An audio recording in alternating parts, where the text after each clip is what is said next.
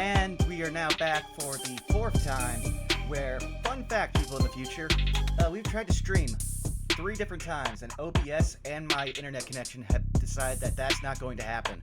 So, we are starting here, and just going to put it up on YouTube after. Yeah, please enjoy the ride. Alright, trying to remember who was who. I know I was, You're the other 2 people in this scene right now. Ah, beans, already. Gotta remember which voice I gave for who. Why are you raising your voice? If nothing changes by the end of the day, the whole country's going to hear how David Asher committed suicide. By midnight, there'll be questions about his competency. Concerns about why the brain inside every single noble ad was built by apparently an unstable man. The shareholders will have nothing to do all Sunday but brood over the sad thought and all its disturbing implications. By the time the markets reopen on Monday, I would expect a great deal of volatility.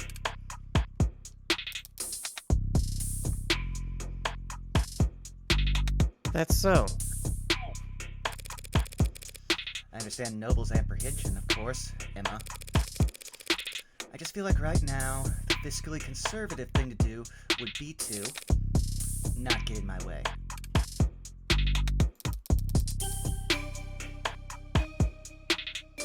So you've got your reasons, and Noble's got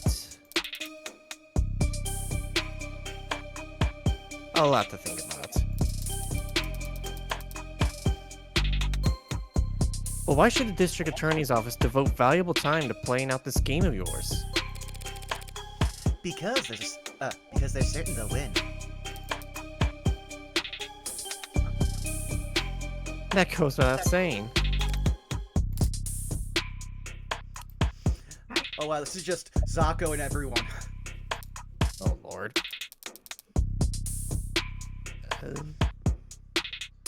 The court should have an opening at 6 p.m.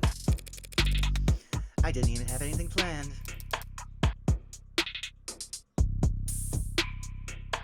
Then it's a date. Hell yeah, it is. Detective, would you get her clearance set up? Yes, ma'am. Updates every hour, yeah? You're out on a limb, Morgan.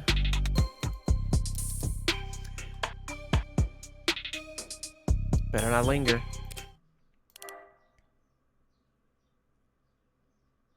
Here.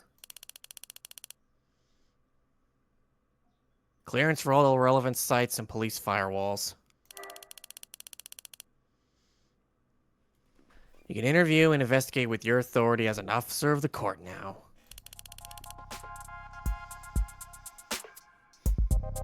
If you haven't already been doing that.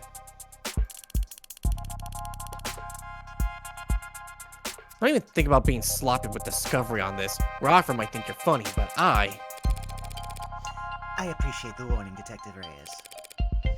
It's nice to know you care. I live to serve, blood. And protect!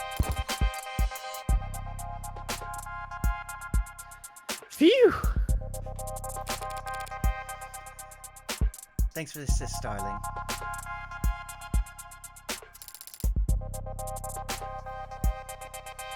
Yeah, no sweat.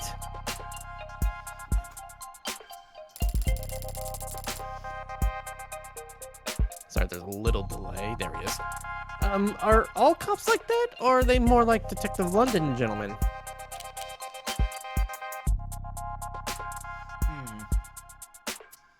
Which are we feeling? Well, do we want to crush her optimism, or give her some hope?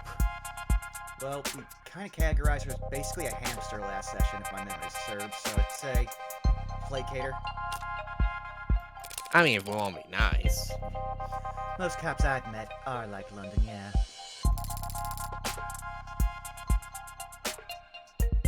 courteous and polite and friendly? Lazy. Oh. Right, well, I'll see you at the courthouse tonight. If you need anything in the meantime, don't be afraid to ask. Good luck. Both of you.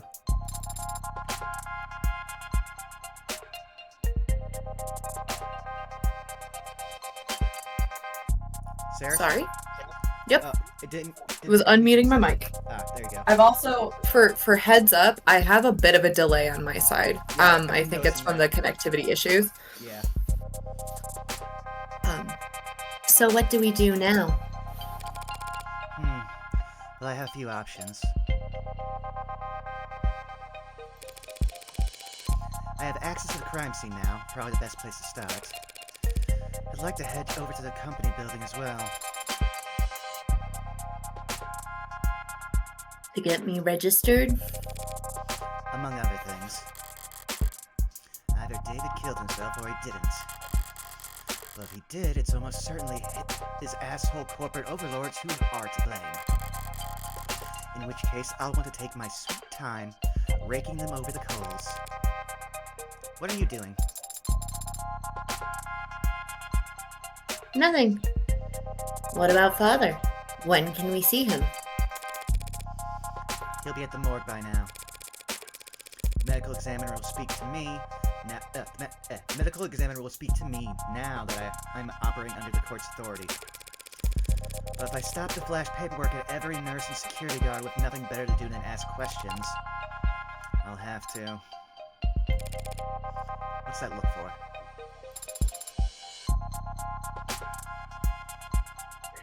You were Father's friend. Thank you again for reminding me. Aren't there people you'd like to speak with? Other friends who'd want to know? Bad news travels fast. I'm sure everyone in the country has heard about David by this point. But all that heartbreak shit did keep me pretty occupied these last few weeks, and I was never one to pry. If there was someone who could tell me more about David's personal life over the last several months, it'd be worth the effort of finding them. Do you have someone in mind? Maybe someone he met recently? He spoke about becoming close with someone this year. A musician. Now that you mention it, there was a PPO Po something that David might have mentioned when we talked back in. We talked back in. I will begin a search.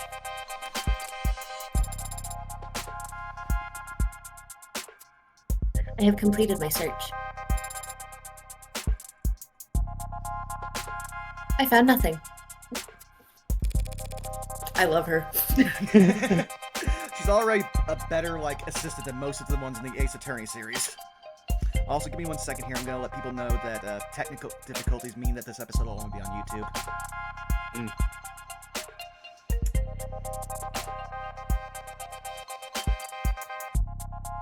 Do.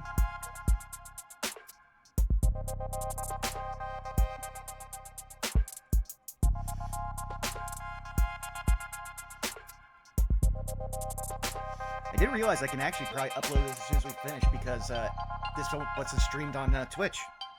Hell yeah.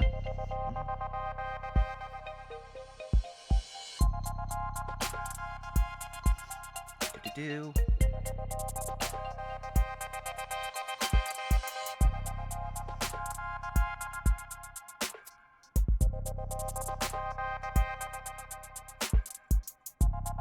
There we go. Thanks for the old college try. Is that really the best you can do?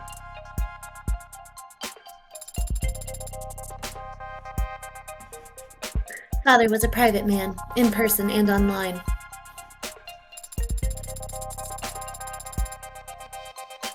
With just a few letters and the fact that he was a musician, I'm afraid we don't have enough information to narrow down the results, my lord. No, we have plenty of information. We just need the right person for the job.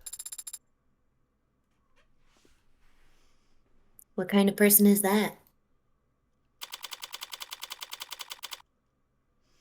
Oh, I love that.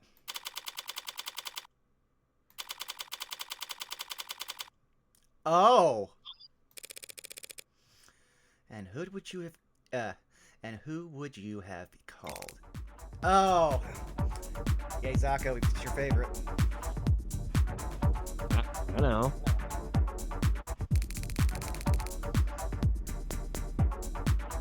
But I still should have gotten my phone call. Instead, I got you.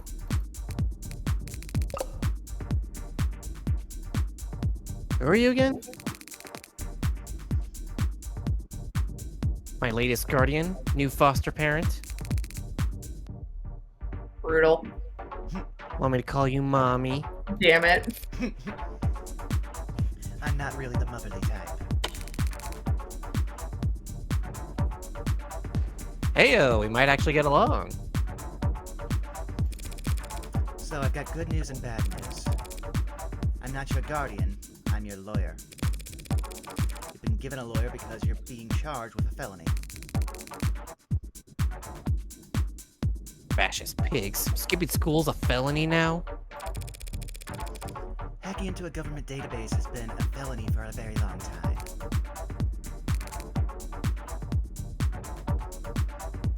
That wasn't me. They have your keystrokes, your IP address, your login times, and the playlist you were listening to. Damn.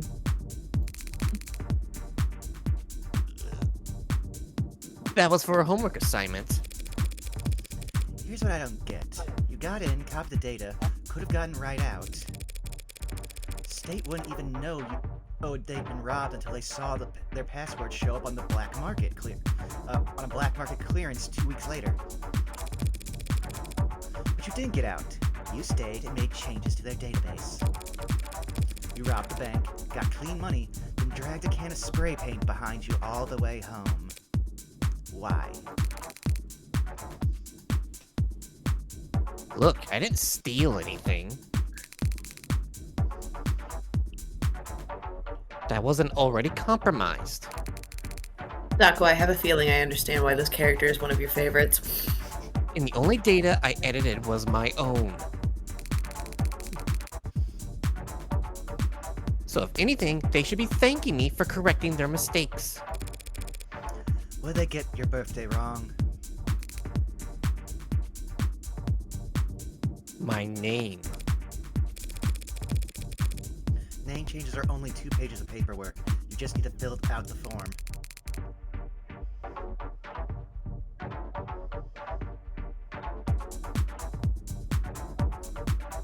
Zako? Uh-oh.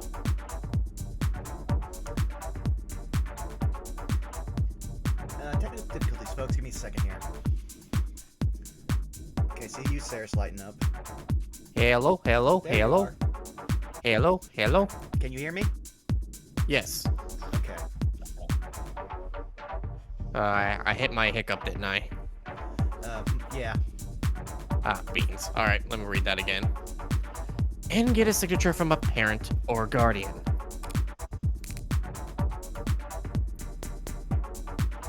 So,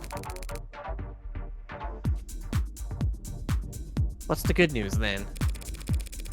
The good news was that I'm your lawyer, not your guardian. The hell? That doesn't count as good news. That's just a thing you said. Don't be so sure. A lawyer's a lot better than a guardian.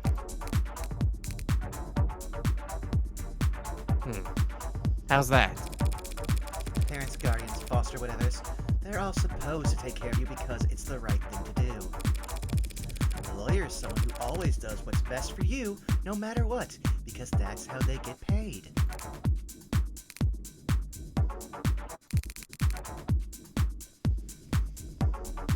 So how good are you at your job?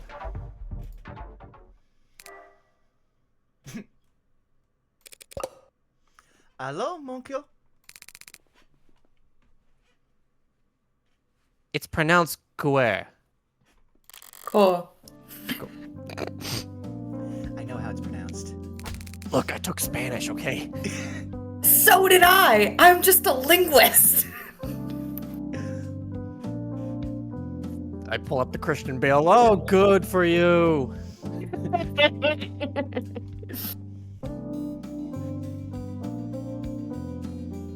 And don't call me that. When I met Fran in the police station, I couldn't help but bet that I'd landed the jackpot. A valuable asset with a skill set complementary to my own and private pursuits. Someone who, after seeing the sweetheart probation deal I managed to land for them, would be more than happy to help me with whatever I needed, whenever I needed. Always so cold, Fran. Can't I even get a good morning? No such thing. Nothing good's ever happened until the afternoon when people are actually awake. What I got instead was a compulsive liar with a horrific sleep schedule and a crippling addiction to poor time management. Hey, it's me.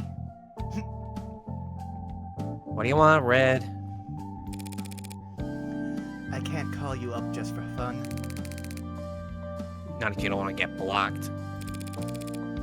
I need you to find somebody for me. Can't do it. I've got homework. We both know the only time you ever do your own homework is during the class it's due. And I've got sports. You can't tell a basketball from a hockey stick. I've got a bidding war to win. You're the only person on Earth bidding on 7-year-old Cucci and Air Joe Dan's vintage reps, Fran. I think you can take your eyes off the auction block. I will note that it looks like whatever signal issue you're having is passed because now the delay is gone. Yeah, let me see about my bit rate, but at this point, Oh, no. I was going to say, like, won't have to worry about, like, stream or anything, but we can be a bit on faster now. Okay. So, yeah, so sorry, but I'm busy, so... I was hoping we could skip straight to the carrot portion of the routine, but if you insist on doing this from the top... Oh, shoot. I have a phone call from Xfinity. Ah. Sorry. I'll One take thing over- after another. I'm so sorry. Be right back. Yeah, I'll take over Fran until you get back. Heh. I had an interesting conversation with your parole officer yesterday. Yeah? They've been really into the self-prefixes lately. What? Self-motivation, self-actualization, self-help. Oh. He thinks you could really benefit from it. You're lying. He's got all the workbooks ready. Clearly your Saturdays are stacked, so I'll make sure your Sundays are full of... Fine! I get it! I need you to find a local musician. Musician? No, this will be electro swing or something over awful. Last name Powell. Or Parker. And that's all you've got? They'll be in David Asher's circles. Wait, Asher? You're working that? That should be more than enough for a clever kid like yourself to go on. Don't go expecting any miracles. I need this soon. Within the hour, ideally. Within the... You know I have other clients, don't you? Other clients who actually pay you on time. A musician. Find him. Okay.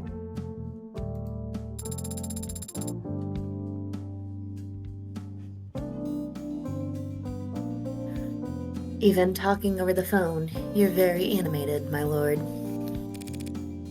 What do you mean? Just that you're very expressive when you talk to people. Of course I'm expressive. If I wasn't, how would anyone know what I'm thinking? I So you're on see. I too am on the spectrum, Morgan. I see. I'll keep that in mind as we... Wait, you really expect to tag along? Of course. Father was... Yeah, I know you want to. But why should I let you?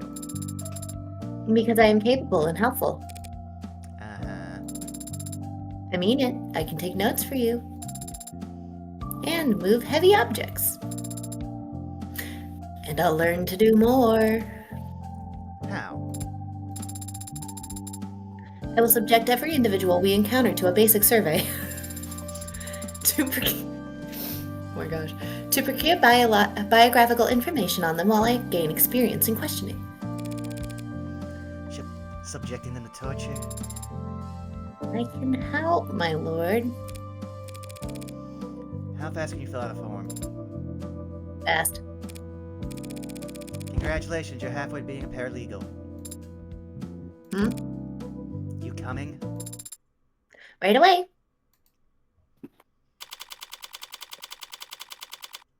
I just realized the longer he's on that phone call, I've got so many more characters to cover now. You're gonna get your voice acting kicks in. We both know nothing I do can, like, qualify as acting.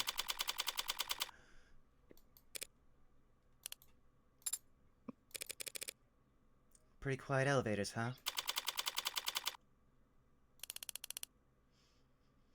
Yes, could have taken the next one. It's a busy building, Detective. Can't hold up everyone else on our account. Anything you'd like to grumble at me before I start? I could take some of Zako's as well, by the way. Okay. Don't touch anything. I don't care that you're wearing gloves. I have been to crime scenes before, you know. Long before the police get there, in many cases. Look, Rockford asked me to not get in your way, but that doesn't mean I'm going to bend over for you. Do you at least have the autopsy report? No, Are you seriously? I don't. She doesn't. The report should have come in hours ago. It wouldn't take this long unless the cause of death was still... Did I tell for a summary of the preliminary findings? An emergency call was made shortly after 8 p.m. last night via the home security system. Emergency medical services had a VTOL in the air within the minute. They landed at on the penthouse's helipad at 8:08. Dr. Asher was found unconscious with low blood pressure and a weak heartbeat. He wasn't breathing. In flight, auto triage administered artificial CPR while in transit to Gatesfield Memorial. He was declared dead a few minutes after being taken to the emergency wing. I see. And the cause of death is? Being investigated. Make an educated guess. He stopped breathing, so they gave him oxygen. His heart stopped pumping, so they had machines take over. I'm back. Welcome. Sorry about that. You're The okay. technician was trying to convince me, hey, are you sure we need a technician coming out there? I was like, no, he needs to come out here. Yeah. Comcast. To let you know what you missed, basically we got Fran to search for the musician, and since we're now having Sarah convinced us to bring him along as an assistant. Awesome. What? His brain activity dropped to 0, and there wasn't anything else they could do. It was poison, wasn't it? What kind? You don't know, do you?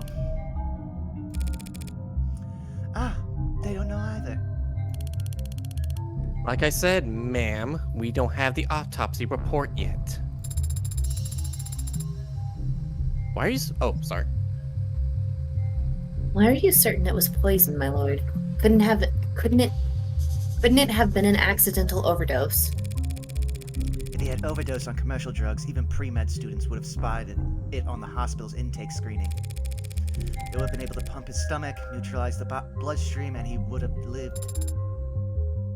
But he didn't live. Give me a second here. I actually have... Bubba is like, oh no. He hasn't seen the blue sky message. I can type to him through OBS. Hopefully it'll go through. I can message, I could type in the chat too. Yeah, you would handle that. Okay. Right, did that one. So it must have been something deadly, a compound designed solely to kill. Fast acting, deadly poison that causes respiratory failure. The list can't be too long. Even through process of elimination, the medical examiner should have identified it by now. Unless... You suspect a designer drug, don't you, Detective? I said you're only quick on the uptake when it suits you. Nothing else makes sense given what we know, and what we don't.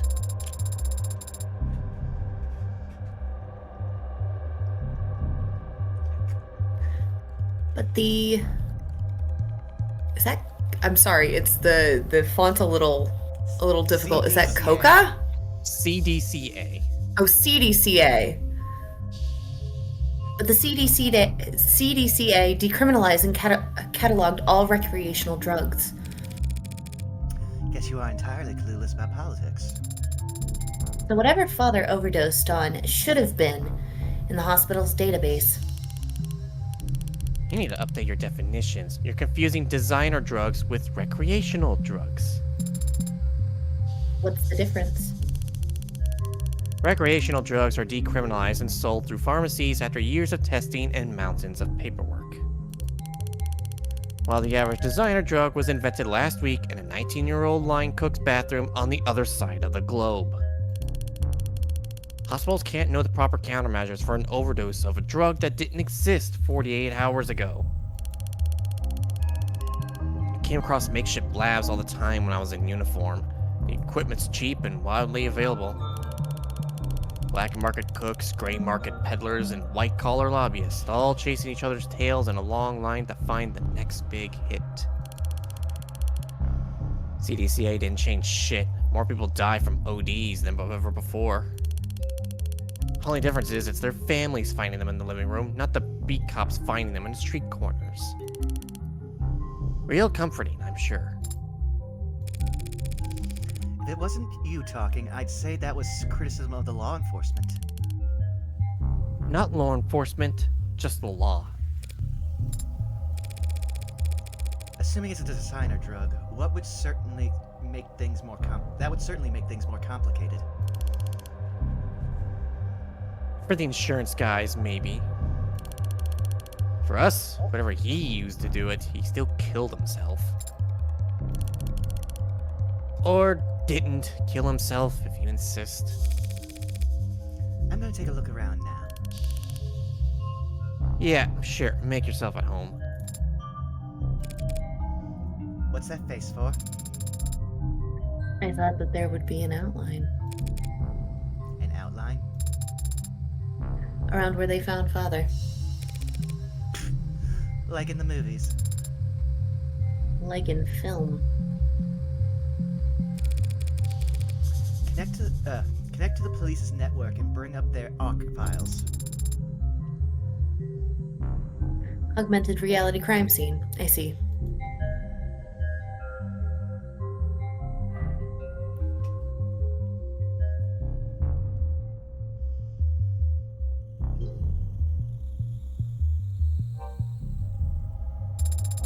This is one of those favorite parts from the demo.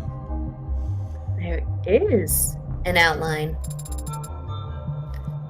And so this is where he died at the hospital. This was just where the medics found him. and it's the sensors and cameras they were wearing to create the basis for this arcs. They didn't realize we were walking into a crime scene, but their body cams gather data all the same. Where do we start? You can start by following behind me and trying to be as quiet as possible. I'm starting to get a feel for when she's pouting even without looking. Says here that when the medics arrived, he was on the floor face up.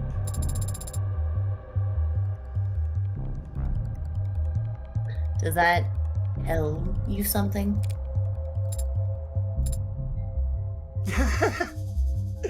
Well, she's choppy here now. If you were going to drink a glass of poison, would you be sitting or standing when you did it?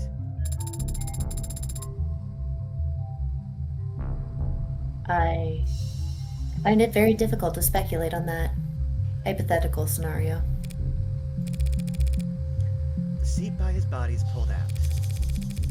If he was seated when he lost consciousness, expect to find him slumped over the table. But he wasn't found slumped over. No, he wasn't. If he had been standing when he lost consciousness, I would think that he would have fallen forward, or at least collapsed less neatly. So what can you conclude from that, my lord? Only that I'm missing something. Okay. Here's the next. I always admired this view. Buildings gleam with reflections of holograms and sunlight, their shadows obscured all the run-down, rotting parts of town. Maybe the view's secondary. All anyone really wants is to put as much distance between them and the street level as possible.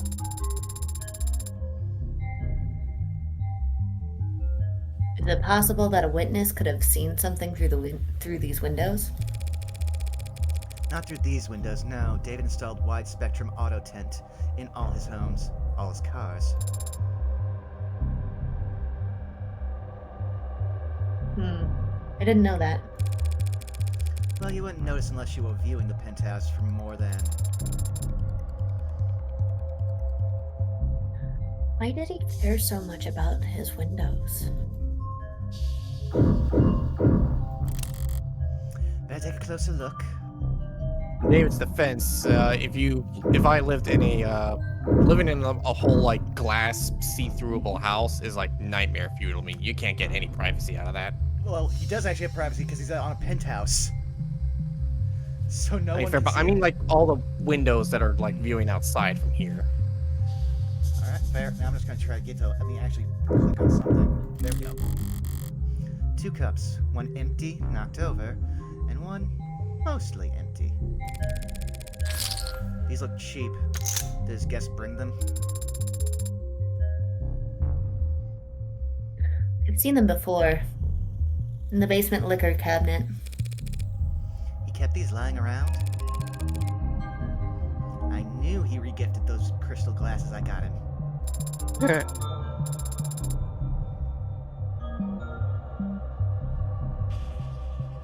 Arch says there's nothing foreign in the upright one, so it can't have been poisoned. Results are inconclusive on the other cup, however. I love that they programmed it around whichever cup you clicked first. Looks bone dry. Must have been nothing but fumes left by the time this was considered a crime scene. Just not enough in there for them to test. Inconclusive could mean... Inconclusive means inconclusive. That's all. Cheer up and read me the results of the fingerprinting. Father's prints are on both cups, as expected. There are someone else's on the upright cup, so someone else must have been with him last night. Slow down. All that proves is someone else touched the cup. Doesn't tell us when they did it. And since we don't know who the prints belong to... Why? Don't we know who the prints belong to? Are the prints flagged as unidentified, or... No. There's a space for a name, but the field is black. Shit. Am I already that late to the action? Detective Reyes. Yeah? There's a second set of prints on the cups. Is there a form you'd like me to sign? Doesn't matter how nicely you ask, sometimes people just can't answer. You should know that damn well, Madam Counselor. I was afraid you'd say that. I don't understand. What does this mean? It means that whoever those prints belong to has very proactive representation. The prints belong to a witness, as you've guessed. You're more than welcome to their testimony. But their identity is... The department is being very considerate of the witness's privacy out of respect for their time and appreciation for their cooperation. And this is how you know that this is fiction, because that is not how actual court works. Yeah. Fine. I mean, depends on who's got the money. Yeah. No, actually, if a lawyer subpoenas the information, you are required to present it. Hmm. I would know from firsthand experience. Damn. Fine. Forget the name. That easily? Subpoenas are always an option, but I'm short on time. Very. Because it would take time to probably get that process through. Yeah. Oh yeah. Oh yeah. I can't even remember if subpoenas require a judge's signature too, like warrants. I believe it depends on what you're subpoenaing. There. What did the witness have to say for themselves, Detective? Paraphrase, they came to see Dr. Asher last night. Two of them talked, and they had a drink together. Give me a second here, I was just reaching for my cigarettes. Sure. There we go. Then the doctor got sick, so they activated the emergency system from the panel in the kitchen. The EMTs came and took them both to the hospital. Asher's condition got worse. All these witnesses' vitals were normal. The witness had their vitals taken. Then there should be a record of their admission to Gatesfield. And that's it. I'm guessing you didn't just take all of that on faith. Penumbra set up most of the rooms on this floor. Everything the witness told us was corroborated by the building's own surveillance system. So yes, we can guarantee the witness never put anything in Asher's drink. I'm guessing I can't have the keys to that penumbra, can I? Not until the witness's lawyers are done reviewing it. Lawyers? Plural. I don't have time to trade jabs with law offices. Is of Johnson, Johnson, Johnson & Johnson. Say, how about I give you their business card? I also just want to say, good on Johnson & Johnson for moving from shampoo into the legal field. The law offices of Kolker, Gustav, Prince, and Prince. I was close. There's always either a Johnson or, out of the names, two of them are the same. No way I'll be getting any client information out of them directly. If all you bloodsuckers want to get together and tear each other apart, text me before you start. I'd like to watch. Yeah, I bet you like to watch. What? What does that even mean? I don't know. Need a moment to think. So your defense was calling her a cuck. Without even knowing what it was. Oh, Morgan, I love you. So that was it. One chat, one peek at the cams, and you've already eliminated them as a suspect? Look. They were searched. They didn't have any poison, any drugs, not even a stick of gum. Even if they somehow did have poison on them, the camera footage confirms they had no opportunity to use it. They drank from the same bottle as the dead man. As far as the department's concerned, they were nearly the second victim. But they aren't dead, or even ill, from the sound of things. So, so you'd think he poisoned his own cup beforehand, then poured for both of them from the safe bottle. That's what the evidence is telling us. There's nothing in the bottle or the witness's cup. But after drinking from his cup, a cup he prepared himself, he fell ill, and the witness didn't. And Asher died with a foreign substance in his body.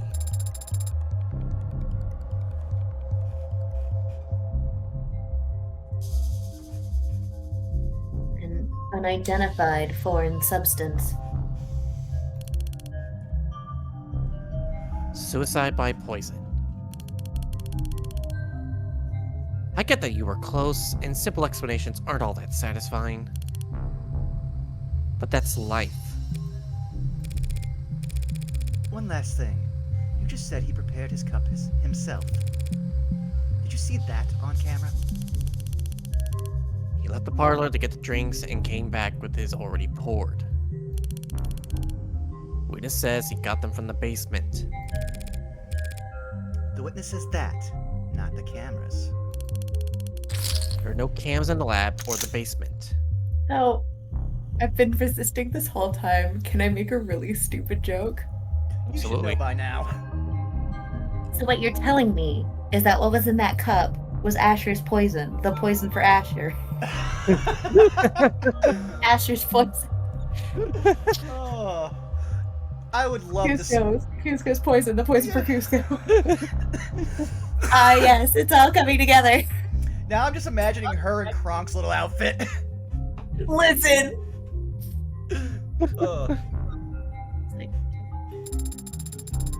That seems All like- right, the poison. The poison for Asher. Asher's poison. Ah, yes, it's all coming together. That seems like a security hazard. Why would Noble not set things up more carefully?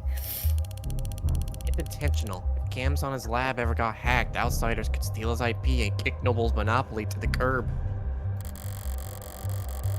Right, David did complain about Noble's weird protocols for combating corporate espionage.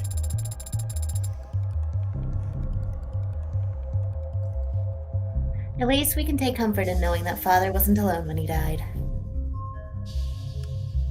I do not know how he programmed you to have that kind of optimism. Yeah, that's worth investigating. All of that from one fucking cup. Yeah. Oh, by the way, don't forget to check your like phone and stuff for like definitions and the evidence and whatnot, because sometimes they can unlock dialogue. Okay. Oh, We've had a couple come up, I think. start with. I think these are the ones we already did. We unlocked them, but we never read them. We just Okay. assumed they're not assumed, but we figured out their definitions. But just for a refresher, since it's been a while, I won't read the whole thing. But warm is currently the most widely used term to describe androids, robots specifically designed to emulate a human likeness that feature organic flesh in some capacity. While the concept has been experimented with the robotics industry for decades, Noble Electronics' recent foray into the warm manufacturing with their Animate 16 model represents a huge leap forward that many analysts agree is the signal of widespread adoption to come. Yep. If your warm android doesn't receive sufficiently equivalent supplementals or is repeatedly derived from water, they may shut down most functions in order to preserve emergency power. This happens, you will regain access to your warm android once your order of supplementals has been confirmed as paid. Not interested in sponsored search results? See further with a premium account. This we confirmed GIN number is basically the same thing as a VIN number, but they use it for androids. Ah, thank you. Don't remember this. Cur, an archaic term for dog, an abandoned mutt or stray. Oh, it's the French joke. The CDCA. Contraband Decriminalization Acts. A series of laws passed in the 2060s that decriminalized all narcotics use and established the Bureau of Narcotics Oversight to administrate the product, licensing, distribution, and taxation of drugs across the country. Overwhelmed by civil unrest and eager to replenish government offers, CDCA were intended to reduce the backlog of criminal cases across the country and provide much-needed tax income, while also incentivizing immigration with the promise of amnesty.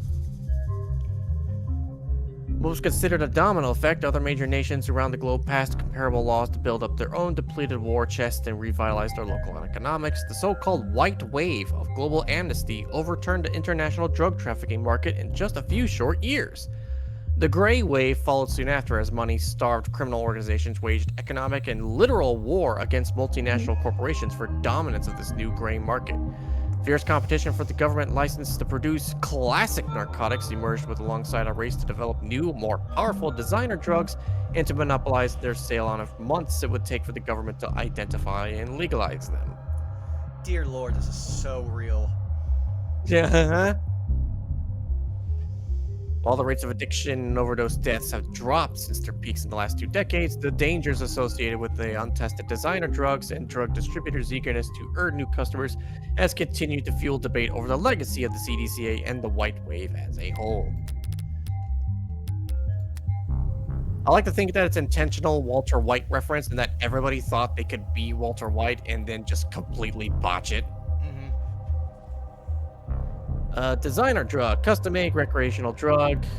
Common parlance, however, designer drugs, DDs, deeds, or DIDs, are illicit narcotics formulated to produce a recreational high. So literal, grab the shit under your sink cabinet, pour it into a bowl, and sniff it. I mean, that's meth. In fact, just very few, like, meth is just taking the chemicals under your, like, sink and then finding a way to extract certain other chemicals from them and crystallize them.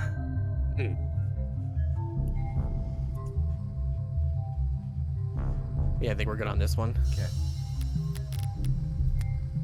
And, subpoena. I mean, that's dead obvious.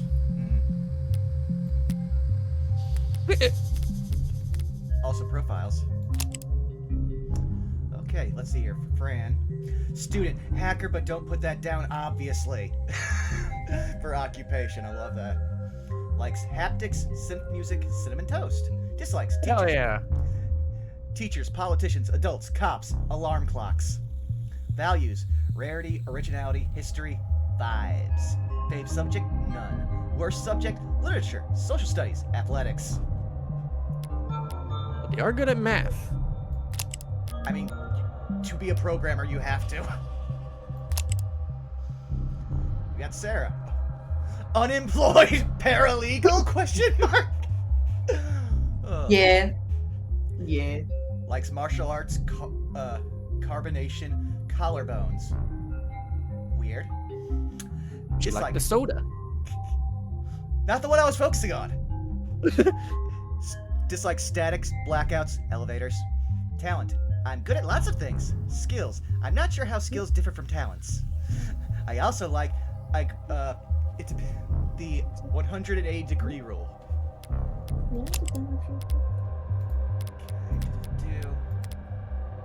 That's the evidence we got. Do clear this. Okay.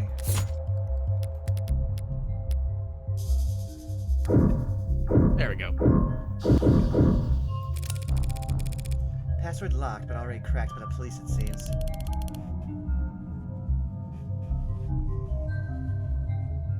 All the docs were take home safe, nothing spicy. When was it last used? 7:48 p.m. Still reading work emails only a few minutes before he commits suicide. Morbid. There's a lot of messages marked priority that breadcrumb their way back to Antarctica. Oh boy. Oh right, we read this one at the beginning, but refresher for. Well, actually, no, we read this in the demo. Oh yeah. War Android Blood saved soldier's life. Blah, blah, blah, heroic episode. One of our nation's brave soldiers had their life saved by a noble android. A brave private named Withel was wounded during a military operation. He was carried to safety by his fellow freedom fighter, an Animate 16 Enforcer, one of the few warm androids being currently tested out by the armed forces. Android didn't sit there and wait for the evac. It opened its own arteries and pumped life-saving UD, universal donor, synthetic plasma into the young man's veins, stabilizing him long enough for him to reach a military hospital. Also, I just now picked up that their focus on this has been the Animate, like an Android 16.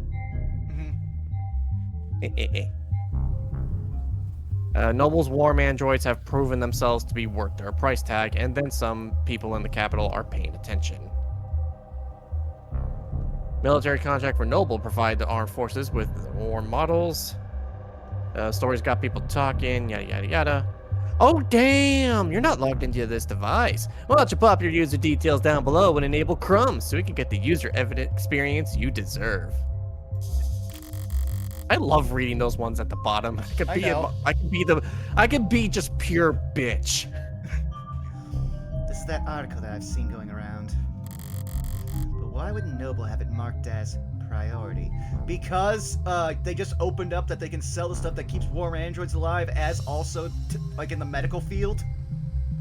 There's a ton of corporate greed in just that whole thing. It was a giant PR ad that actually saved someone's life.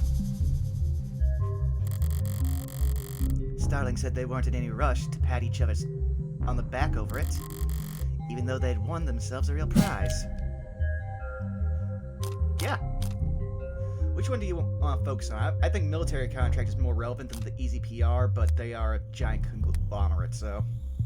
I'd say easy, or actually, you know what? Yeah, military contract. They now have the excuse they needed to pressure the military into a contract for warm androids.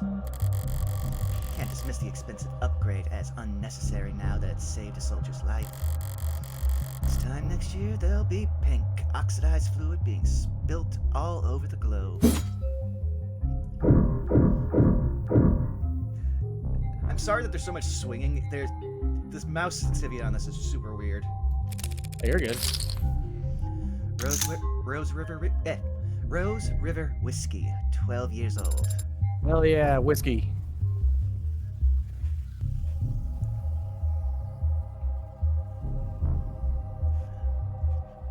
Oh, did we lose Saris? No, I'm still here. I just needed to unmute. You recognize it? Sure, he was more impartial to the brand. It's a good brand, only a bit overpriced, which is the bargain of a lifetime in David's world. It appears that the police have already tested its contents. No foreign matter present, Was their conclusion.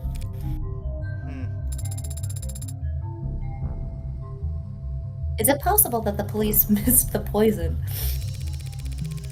Wow, you really are like a fucking Phoenix Wright assistant. I love her. I love her. She's yeah, no. great. Oh yeah, no, I love it, but it's like they took all of the good stuff. Like basically, they aged up Pearl, but didn't do it creepy. Yeah. Yeah. No, even if they can't identify the poison, they can detect its presence by comparing samples of the whiskey to a bottle off the store shelf. Nature's poison. so we can eliminate the possibility that the bottle of whiskey was poisoned. We'll have to find our smoking gun elsewhere. I love that the cup and the poison are two separate things. Yeah, of course. Of course. Why wouldn't the poison for Asher not be its own separate item? Let me also just point out one thing that I know you're gonna love. Thanks the Arcs is the exact shade of pink of all of Yzma's poisons. Oh yeah. Spilled alcohol. The Arcs show how it looked last night before it evaporated. No foreign substances in the puddle. It's clean. So does that mean whenever this spill came from, must be clean as well? Oh, so they eliminate me having to check the other thing. It's either or. Oh. A chessboard and a datapad with a series of characters on it. E4, C5, NF3, E6, D4, CX, D4, and XD4. This is... I would definitely say a cipher. I think it's a game. I don't think that those are positions on a chessboard, though. Like, if they're doing, like, what they used to do, which was, I know there's a specific word for it. Correspondence chess. But yeah, I don't fully know what all of the spots on the board are named. Fair.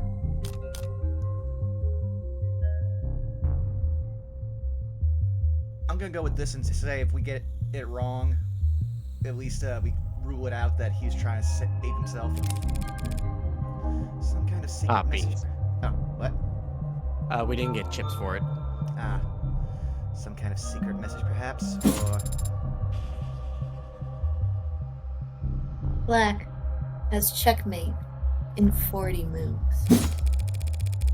wow, a robot. That's wow, a robot that's good at chess. We gotta put you in a museum next to Deep Blue. Fuck up. We'll call you Deep Teal. Do not. Do not. I will literally blow this entire place up where I stand. Fucking try me. Oh. But I'll take your word for it. What do you mean? Do you not play? No, especially not against David. No, smart move. That is to be expected. Anyone who challenged Father to a battle of wits would naturally grow tired of losing. I just want to reinforce that everything my father does is fantastic and he's the best man alive and no, you can't compete. In case you were wondering. In And case also there not was any alive. question.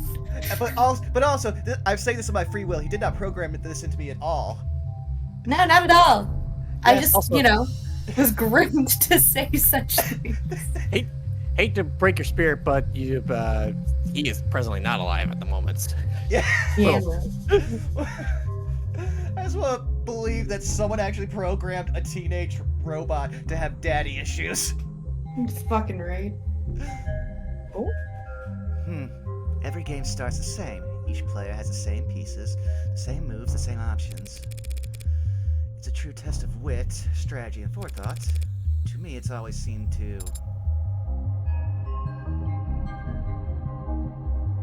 boring. too fair. The smarter player wins every time. And that is something you take fault with? Of course. Skill issue. How's a gal like me supposed to win in a game like that? Skill issue. Yeah, at least she's honest about it. It's like, hey, I'm not smart, but if there's a chance, a part of chance into it, I'll do it. Yeah, I don't have a problem with gambling, Morgan. But also, I won't believe it hearing skill issue from Sarah. Laura just, don't make me words, why can't I talk? Don't make me go get the magnet now. Hey, bold of you to assume that would still work. That's ancient tech. Magnets can't stop me. Rah! It's the fucking mental image of the meme where like the person is like running really fast across the screen and like "Don't Stop Me Now" is playing in the background. I also love that Sarah gives the impression of like if they went on a power trip, they'd do the exact pose of both palms put to the sky as they throw their head back laughing. 100%. Yep, not me. 100%. Police androids monitoring the scene. You almost mistake them for the real thing. By the way they stand, they're trying to look important. Like an indoor dog taking its first trip to the park. Damn. Pardon? Why are you looking at like you've never seen an android before? Because I haven't in person. David didn't even let you have a mirror? Brutal. Just scan the gin if you are that curious. Unless that's considered too forward or whatever. Is scanning the gin basically like how dogs sniff butts? God. I just also want to point out that they have two different sprites for Sarah there, and one is almost imperceptible, but you can tell she's puffing out her cheeks in anger. Okay, not there. Can't do that.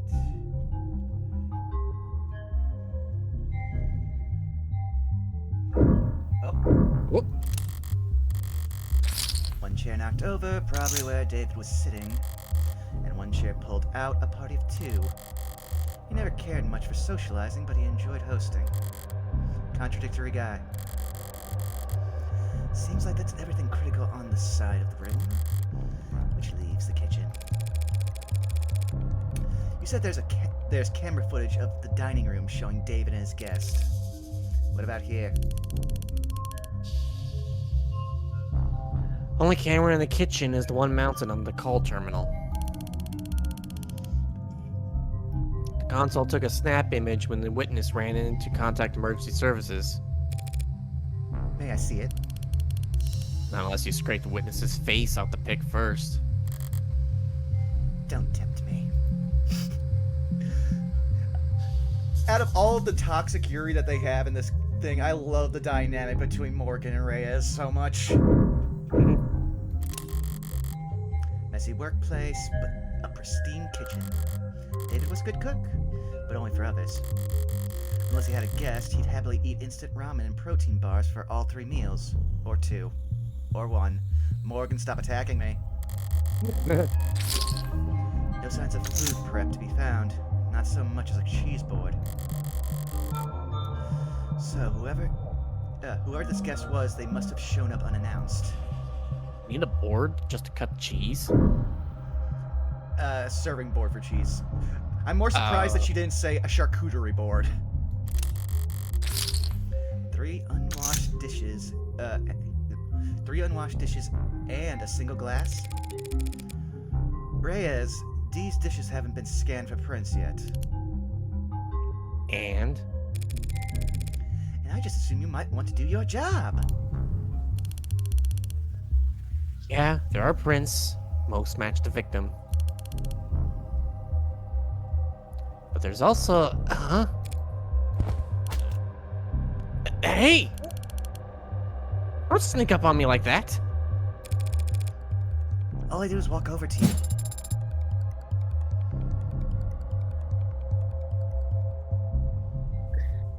You knocked over the salt. I was focused on the task at hand. Didn't realize tunnel vision was a selling point on your mod. The salt. As I was saying, the witness's prints are on that glass. That glass in the That... sink. Oh, sorry, that's you. That glass in the sink, they were drinking from the cups in the parlor. Did you see a glass on camera? No. So when did they touch this glass?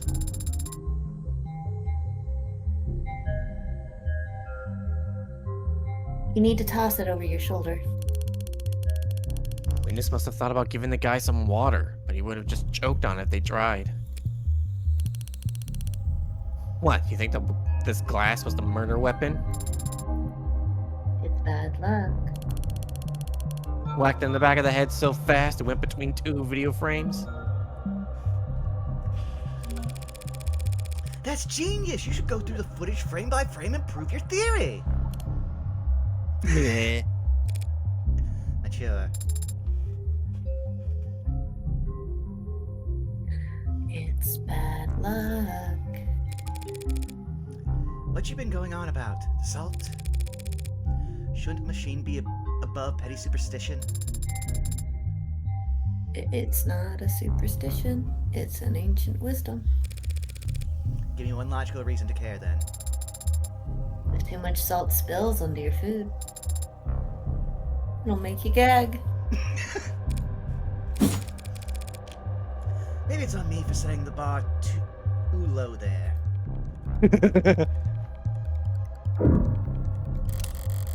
David's fridge. Wait, were there pots above the door? I think so. We'll see in a second. David's fridge. Normally I wouldn't go poking in the pantry at a crime scene, but this was a poisoning.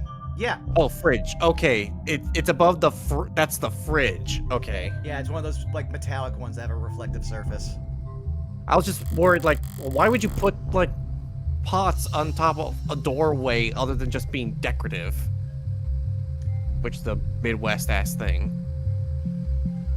I mean, hey, we've learned so much that our friend's a great friend, a brilliant man, basic bitch. Some white wines chilling in the drawer, some real cheap liquor stuffed in the icebox, old habits. Reyes, You said you left the parlor and came back with that whiskey from the basement? It was the cam show, yeah. There's plenty to drink right here, and unlike the cabinet downstairs, it's actually cold. You must have wanted Rose River in particular. What's that look for? You hungry?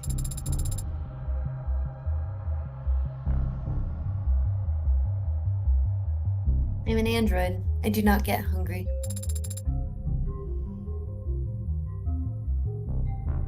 Are you being sarcastic? Only mostly. I thought you said you required organic nourishment. I do ingest organic substances, but that doesn't mean that I experience hunger as you do. So when you don't ingest organic substances for a long time, you... I think I'm tired. What a great feature. And when I'm done digesting, I don't need to know!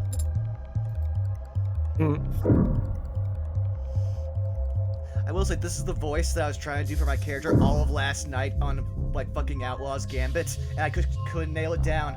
I need to make him as smug as fucking Morgan. This is where the emergency call was made. What time did the call go out? 8:04 p.m. Before you ask, the witness left the parlor at 8:03 p.m. Not enough time for them to alter the scene. I wasn't gonna ask that. When did the medics arrive? 8:08 p.m., remember? Hell of a response time for a penthouse. Private EMS? Came by air? Yeah, they landed on the VTOL pad you saw outside. Took them to Gatesfield. Very best, if you can afford it. Looking around here, seems like you can afford a lot. He got his insurance through his employer, just like most people. Kadush's executive plan 4 isn't like most people, counselor. He had executive level. Actually, no. He had executive level? Not like most people at all.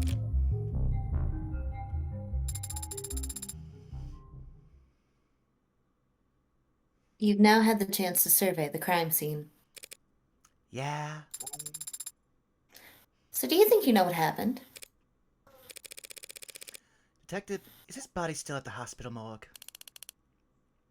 Yeah, he's at Gatesfield. Along with a half-hundred noble Megs who've all called dibs. Then I just have to cut in line. Sarah, get me a ride to Gatesfield Memorial. What? You can do that, can't you? I can. But I need your payment information to get started.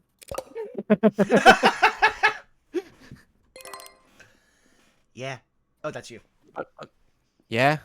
Okay. Understood.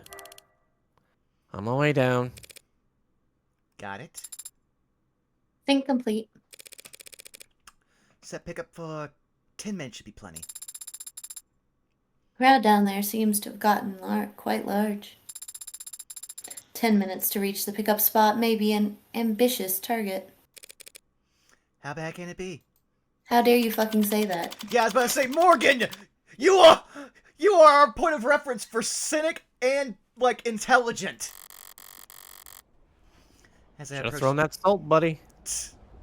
As I approach the lobby's exit, the building's soundproofing begins to fail. The crowd has gotten bigger, but there's something else happening out there.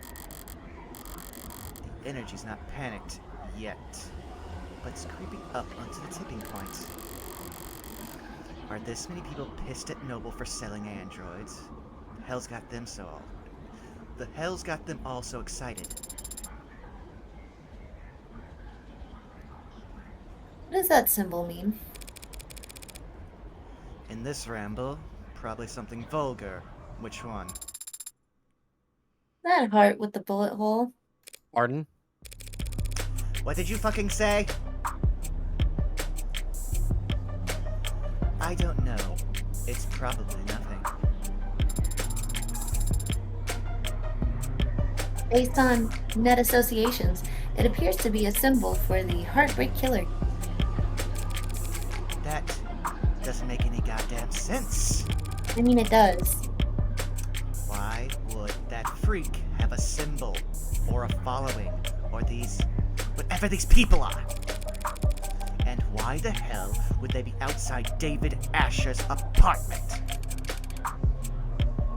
Because Noble's trying to cover up the truth.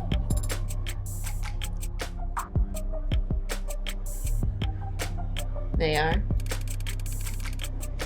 Those Megs in there are scrambling to shred every document they can. We need to stick together, form a perimeter, and try to catch them when they go to dump the scraps.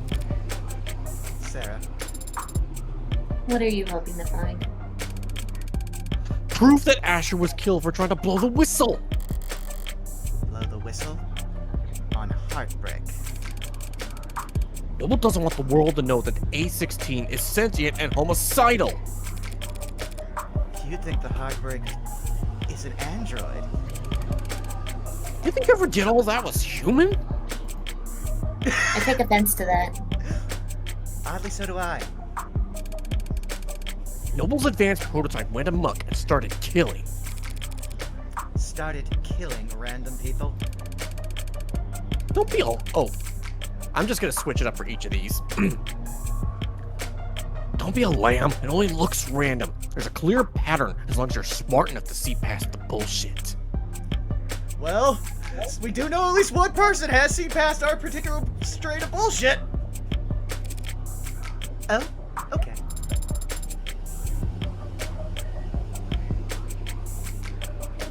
And how does one see past the bullshit? Stop engaging. Our kid, she gets it. She's asking the right questions. What the hell are you talking about? No way those victims weren't related. It's gotta be deniable ops. They must have been all in DO together before getting their records bleached. Then, as soon as they've outlived their usefulness... What are you, nuts? Everyone knows the first 6 HK got to were the 6 prototypes that came before him. Warm android, so perfect, no one could tell the diff. A bullet to the heart's the only way to kill those over-engineered freaks. Everyone's got a goddamn opinion. I see. Stop seeing, start moving. These people are insane. Well, if I don't see, I'll run into somebody, so that sounds like a you problem. Why don't you eat some more corn slop, asshole? You think you can be the cyberpunk without ever thinking for yourself? Having not even registered that bad, I just go, listen, I assumed David Prod programmed you with echolocation. You have so many hidden features. Touche. Touche, Gladys, touche. You think it's a coincidence victim number 6 was working for Harco Crops? They're putting something in the food.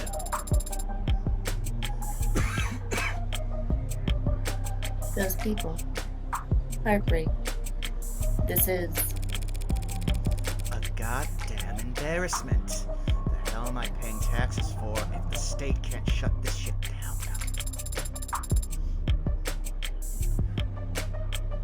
What about you? What do you think about this Heartbreak figure? They're just a murderer. Should be caught and sentenced like any other murderer. But they must have some reason for doing such terrible things. Aren't you curious? Why? Are some reasons for committing murder better than others? They might have experienced trauma or abuse. Or they might have... Millions of people experience trauma and abuse every day. Millions. And yet, there's only one heartbreak. So, you think that they were just born that way? That's my guess. That's... Unsatisfying? I do see why I would be. If Heartbreak was born like that, then they never had a chance to be anything else. If Heartbreak was born like that, then none of us normal people have to ever worry about turning out like him. That kind of predestination? It means they never have to take responsibility for what they are. Oof. The state can make them take responsibility as soon as they catch them. You make it sound so trivial. They're a very dangerous serial killer. Just a serial killer? They're going Yeah. straight for the gut punch on Morgan here. If HK shot someone every day, it would take them 1,132 years and about 11 months.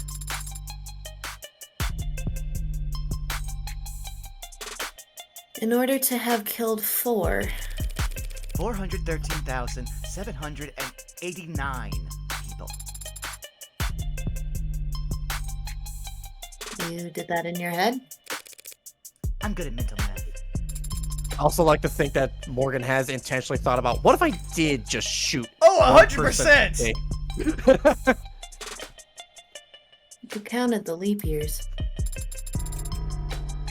But what is the significance of that number? Deaths within 18 months of the Black Fort industrial disaster. Times that number by 2 for the injuries, tack on 183% for the birth defects. 413,000 dead, and there wasn't anything evil about it. Just human error, some shoddy welding, and time. So you think that heartbreak is nothing by comparison? Perhaps that is the problem then. If they're nothing, if they represent nothing, then they can stand for whatever the crowd wants them to. Please make way. Visuals are coming through. Please disperse. Keep walking, pigs! I want to believe that there's two different guys who said the exact same thing. Yes. You got so scrunkled on that, but you can hear fascist, but it's like you're teeny tiny, like the size of an ant. Noble owns the cops.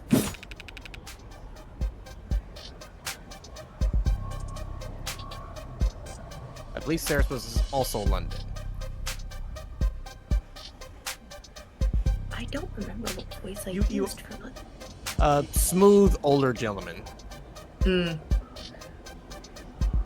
Only the cops they build in their only the cops they build in their factories. Very funny. Why are we tolerating this shit? You want me to wade into the crowd with a nightstick? Prove them wrong? You don't know what I mean. We're the only people in this city trying to do some goddamn good, and they all just... That's part of our job, detective.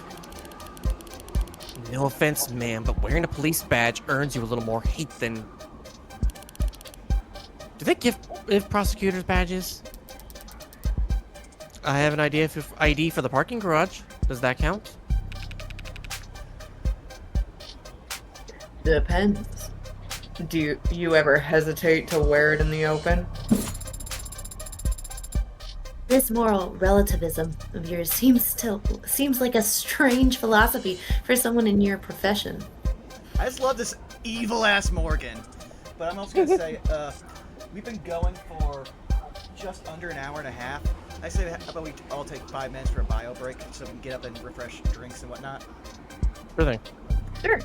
Okay, I will be right back.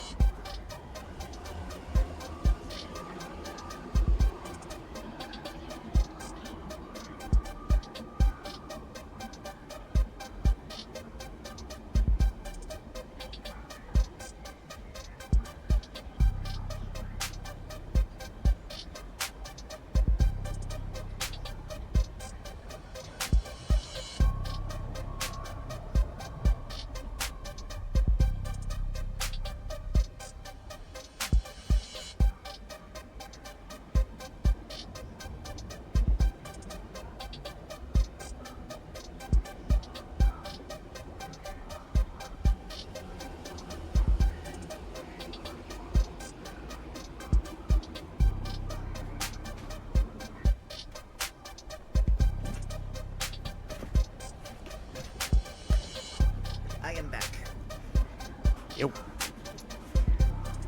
But yeah, no, I love that they just the artists went ham on everything this episode so far. Hmm. And now we get to have our Death Note style like dual monologue going. I just realized, how different would Death Note be if Light had a fucking Maya Fey? He technically kind of did with Misa. She was just worse than Maya. No, she never actually... He had to directly make her help him in specific ways, otherwise she just sat around. Mia actually does occasionally do things, despite what people say. Mm.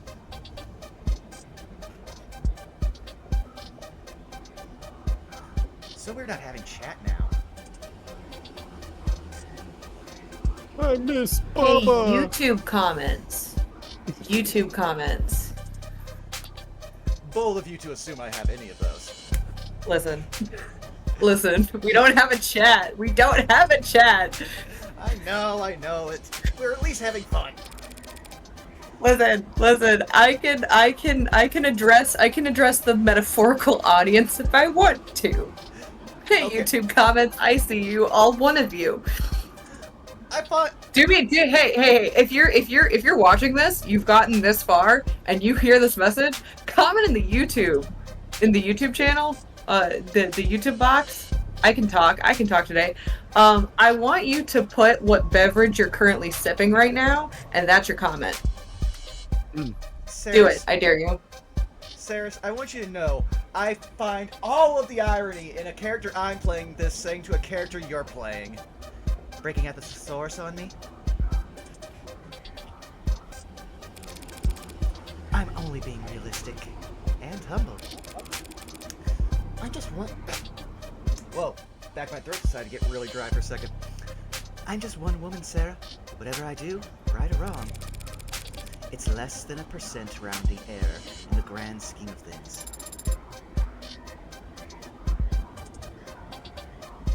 Do you tell that to your clients? No, but they come to appreciate it when I win.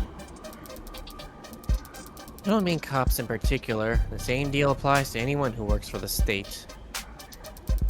The terms are stark, but the ink dried a long time ago. We all agreed to them.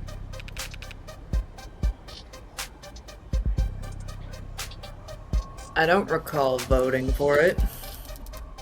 Well, not voting is how these things come to pass, so... We traded freedom for safety, individual rights for collective power. The state won, the citizens lost. Very least we can do is take their criticisms head on. Now, I hate to be the bearer of bad news, but this got really real really fast, and I'm gonna need it to stop. Yeah, no, especially when they're talking about the conspiracy theories. There's like several of them. I was just like, this game predicted too much too quickly. I love it unironically when art really does, because in this case it's not a prediction. In this case it's, oh no, I fully anticipate that whoever it is that wrote this game were doing exactly what a lot of authors do, which is they complain about what's happening. Mm-hmm. And another part is that the way that you can really look at this game setting is that this is the dystopia cyberpunk like future, but we're kind of in like the best case scenario where there were at least still people around instead of like everything being a toxic nightmare. Well, we haven't also revealed that we're not also living in a walled city or something. Yeah, that at least that part hasn't happened yet. That we know. Don't wish this on that. Don't wish this on us, Zako. Don't do that. Don't say yet. Don't say yet. Look, I'm sure someone's drawn up the plans for Mega City 1. Crying. That's a Judge Dredd joke. Yeah, it sure is. Look, I don't have a problem with the responsibilities of authority.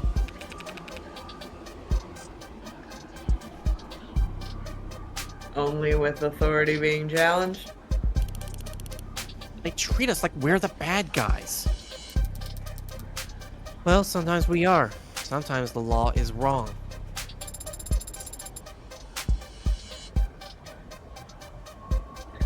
So if any given individual is too small ever affect change.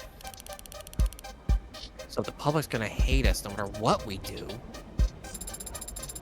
And if corporations and governments will trample over the people the same, regardless of their character. And we can't even be sure we're doing the right thing. What do you do? What the hell do we do? Get ready, Zako. We're gonna have to say a line in sync, I think. I think it's pretty simple. It's not as complicated as you think. In times like these, In a world like this, the only logical way to live is... the only moral way to act is... do do whatever it takes to win. win. Discord did not let us do that, but I still appreciate it. Discord really said, hey, what if, hear me out, no. I also loved it because I started the do, but I didn't hear you go yet, and Discord didn't let me pick it up until you were on takes. Oh well. Still, I love this art right here. Mm-hmm. They did a great job of this entire scene being a big juxtaposition. But in the grand scheme of things, I can do my worst, and no one will notice. No shit. If power is inherently evil, holding back won't save your soul. Just fight with both barrels. And trust the opposition to do the same. On three. Alright. 1, 2, 3. Winner take all. Winner take all. You got close, but that's a latency thing. That's nothing that any of us can fix. And love that we have the scene we're establishing. Yeah, we're both kind of evil. We're just kind of like different ends of the spectrum here. One's lawful, the other's chaotic. Well, no. One is a moral authoritarian, while the other one is a fucking amoral nihilist. And Steven! That's, I don't know how to explain, that's very much Sarah's energy, and like specifically it's just very, and Sarah! I was about to say, like, yes, you're doing wonderful, Sarah. Pat, pat. Well, no, you nearly killed me with that. I spent too much time watching Steven Universe. because no, an inside joke with my friends is someone was surfing the internet and they were like, oh, here's the dubs of all the interests. The best one is the German dub for Steven Universe, where it goes, "Und Stepan!" So we would constantly just do that at each other. Thank you, you're a lifesaver. And next time that bridezilla texts you, just turn your phone off. Chatty guy, must have been due to go on break. When he tried and failed to find the witness's medical record, his datapad had the name blacked out. I did see that they have the Caduceus Executive 3, more expensive than David's, which means they most likely... How did you do that? You need to hold the button to get the doors to close faster. Mashing does nothing. That's not what I meant. There were many others who arrived before us. How did you get us down here so quickly? Well, I didn't do anything. It was that nurse who escorted us. Yes, but you managed to get a stranger like him to help you with so few words, so little information. I don't think you even gave him your name. Haven't you heard of the golden rule? Of course I have. Treat others how you would want to be treated.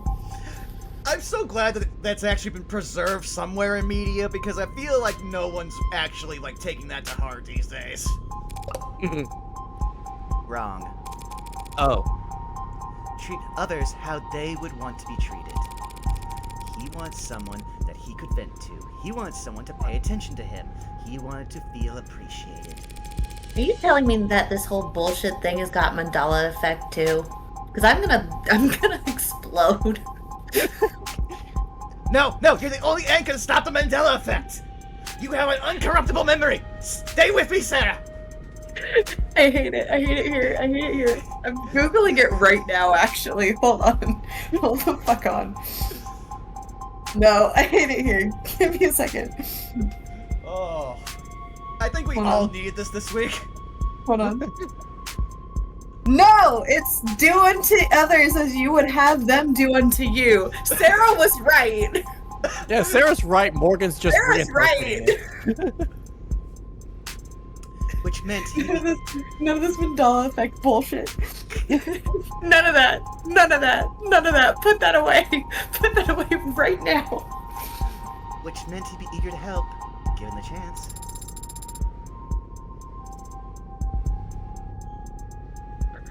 Even just reading someone's mood is quite difficult. How can you know how another person wants to be treated? Dear Lord, I'm seeing so much of Daedalus right now in you, Sarah. Please become a better character. There are no mind readers. No one can ever know anything about what anyone's thinking. Maybe not even themselves. Doesn't matter if they're your parent, your twin, your lover. It will always be a gamble. That is not a very comforting sentiment. Well, I think it's fun. Only because you're good at it. I mean, I just want to believe that she's looking at her just like, nail on the head, I'd wear it on my sleeve.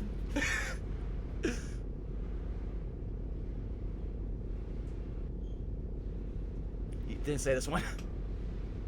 How did you get good at it? Same as anything. Observation and practice. You must have been observing and practicing for a very long time then. Is that an old joke?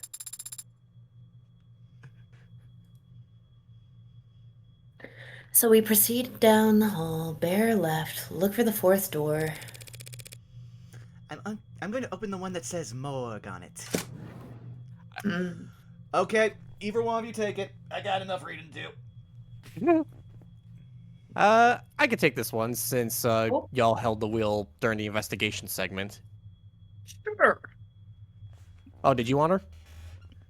I mean, I'm open. I was trying to do the math in my head of like how many have you taken? How many have I taken? Zaka fell on the grenade for a lot of them, so if you... I was gonna say, I think you've taken like 5, and I think I only have like 2 or 3. Okay. Ah. Yeah. Have at her. I will say before we do proceed, then just want to do a quick once over on the evidence because I think there is one little detail. Yep. Salt shaker knocked over during investigations. Blah blah blah. Consuming too much smoke will make you gag, according to Sarah. I just want to address it. The number security console, private emergency service contacted 804. Said private emergency service contacted through David Asher's caduceus executive insurance for plan.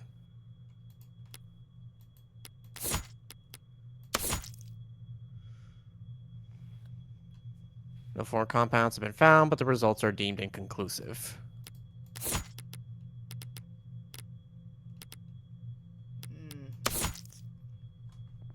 Bears DNA and fingerprints of the unknown witness, no trace of any poison.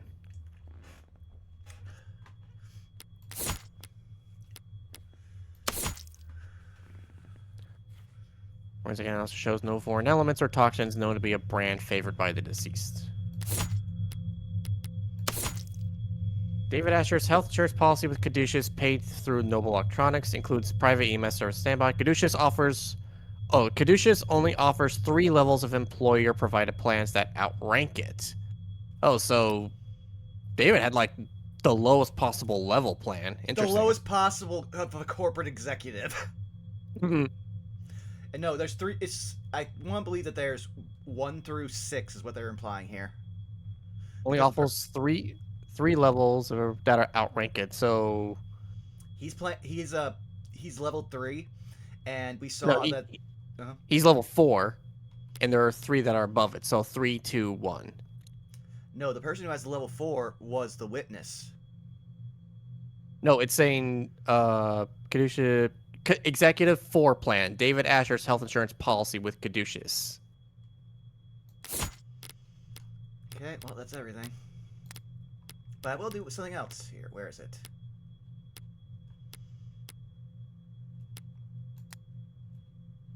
Oh yeah, that's important. Just be on the safe side. In case we have to do this entire episode again, I'm not losing that! Fair enough. Deniable ops. Oh. A fictional designation for actions whose very existence have plausible deniability. Deniable is a fictional classification for clandestine state actions that need not be taken responsibility for because plausible deniability and military disinformation efforts create enough confusion that every party involved, even the victims, can spin the outcome to suit their own needs.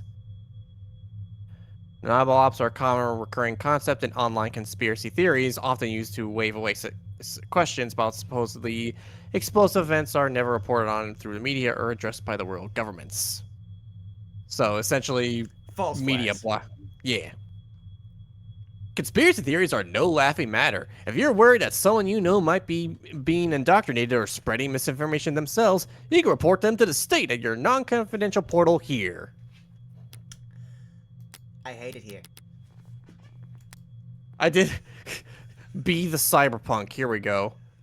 A mythologized countercultural icon or way of being, originally term coined in a short science fiction story, and a later having grown into a genre all of its own. Cyberpunk historically has referred to the counterculture centered around themes of underdogs resisting powerful corporate or government forces through digital guerrilla warfare. Genres persist in modern times, blah, blah, blah, inspire a code of conduct that emphasizes anti-authoritarianism, community organizing, corporate disengagement, and socioeconomic consciousness. The so-called singular cyberpunk has become 21st century man without a name, a wanderer with their own rule of law. Cultural critic Simon Essentia summarized the appeal as thus: there's no such thing as a 21st century hero. Is it any wonder why the most valuable among us turn to the past for guidance? Users also frequently searched for "Get ready with me, cyberpunk," "The 99 Man Explain," and "Are co-ops illegal?" I also just want to point out, like, becoming a folk legend also reads like becoming a fucking vault dweller in a Bethesda game. Or at least the hero of Blank Wasteland. Lake Actually, Fort no. Disaster. Actually, they summed this one up pretty well. It's basically just the water got poisoned, not because of any, like, actual human malice. It's just someone messed up on doing some math. They used bad, like, materials, and over time they gave way and stuff got into the water.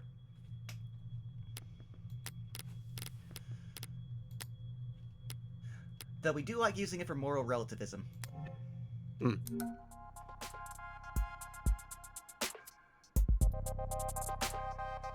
Oh, hey! Come on in. Don't stand out there in the... Cold wouldn't be accurate. Sorry about the chill in here, but I run a little hot. And you can see my roommates never complain. Okay, I already love her energy. Right? Yumi Sato, medical examiner. Dr. Sato! Just the lady I wanted to see. Though I didn't expect that I'd get to. The fact that they've assigned a medical examiner and not an ad or junior means. Oh, you can just call me Yumi, and you're Morgan, I represent the deceased. the deceased. Oh, the deceased. Asher D. I love that that's how they actually see all people down here. It's just designations. Wait, really? That's weird. I thought this time slot was scheduled for a group of noble PR people who... I know. Weird, right? Well, what the hell do I know? No. Was getting tired of hosting Megs anyway.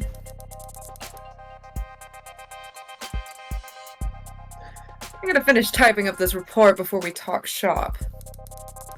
But in the meantime, feel free to make yourself at home. That's the darkest thing they've said to us in this entire game. Make yourself at home. We're in a morgue. I know! You got a problem with that, sweetheart? Honestly, like thinking in Morgan's mind, because we know exactly how they work. No, not at all. I see dead bodies every day. I was about to say, bitch, Morgan does not know the distinction between a person and a corpse, besides one talks.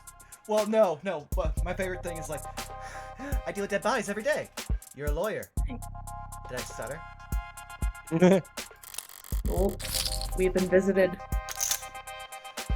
What's this? You're upset because I took your couch? I understand. Aw. What's this? The Are you gonna hospital's- woo? Are you gonna woo for the recording? No? Okay, bye. Damn. What's this? The hospital's getting renamed? No, guess it's some other hospital got snapped up. Hospital renamed to thank oh boy, Ikaria family. Hey, got it. Ribbon cutting ceremony held uptown today. Plotter Memorial Hospital was formally renamed the Northeastern Ikaria Medical Complex in recognition of the family's incredible generous donations over the last several years. Laying strings of blah blah blah blah blah. Paid for the renovations to the orchestral hall and the retrofitting excuse me, of an area of what used to be the Scout Arena. Wasn't so long ago that Ikaria were better known for drawing blood than donated. Back before the 50s, they had a fearsome reputation for cutthroat business practice that had their business rivals going as far as to accuse them of involvement with organized crime. Oh, so they thought they were Yakuza. After the founding of the Renogen Medical over 25 years ago and its subsequent sale, the Ikaria have moved on from the business world and into the upper echelons of society. They're some mockingly referred to as the Neobility, a generation of newly minted aristocrats born from the unique and chaotic elements of the 21st mid-century and the Red Decade. Which, that's again, perhaps predicting the future there. When asked for her opinion on those who label her family house Ikaria, the hospital's renaming ceremony, Renogen board member Media Ikaria had this to say: "In this country, anyone can make a name for themselves so long as they're willing to put in the work. Mock new money all you want, but the truth is that success is all about reinventing yourself, and the only ones uncomfortable with that are... We're working hard to print out the rest of your article, character by character. It's tough work, but we'd be able to go about a lot faster if you'd leave a tip. Wanna drop your payment info into the jar."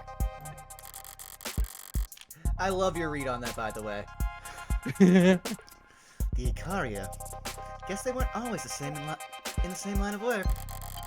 Look, I'm just very good at playing mouthy bastards that just want your money. Well, of course, you're a Twitch streamer. Yeah. Brutal. Well, actually, no. Today we're all cosplaying as YouTubers. Now they're plastering their What name. isn't that? Remember to smash that like button, hit that subscribe, and ring the bell for every Doobly-doo. upload. Yep, all the doobly-doo. Now they're plastering their name wherever to get themselves a... I would say new image, Yeah. since they are like so far apart from the crime connections. There we go. Hey. Thank you. All the Neobility are eager to prop up their image wherever they can. That must go double for the Ikarias. Assuming the truth about their criminal past is anywhere to close the rumor.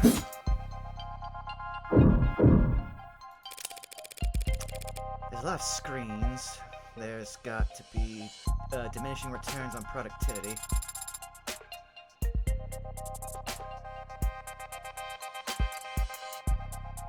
Why do you have so many monitors, ma'am? You can't just ask someone that. Good question. Every quarter when they do inventory and budgeting, they ask me if I need anything, and I'm never do, but so I submit a blank form. But I guess a while back there was a +1 in a spreadsheet somewhere, and no one's ever corrected it, so... Boom. I get 4 new monitors every year.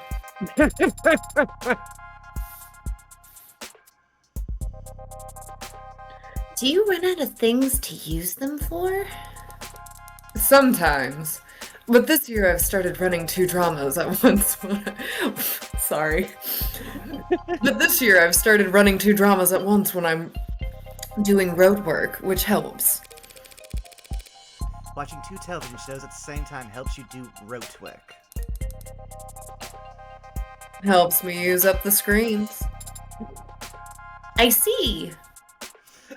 I'm sorry, but I had to laugh so hard because that is such a thing that would happen in my job. Is that someone somewhere nicked a number on some supply request years ago, and no one bothered trying to actually fix it. I work in Well, and, logistics. Go ahead. No, I was gonna say, well, and here's the thing, I in particular feel called out because I promise you I've had everything from fucking mobile games to YouTube videos to podcasts going on my phone while I'm at work. Oh yeah. But no, like I'm in Audiobooks too. My thing is that I work in logistics. This is such a normalized thing that only the people like at my level realize someone fucked up. No one's going to fix it. Man, I wish I hope we use Linux.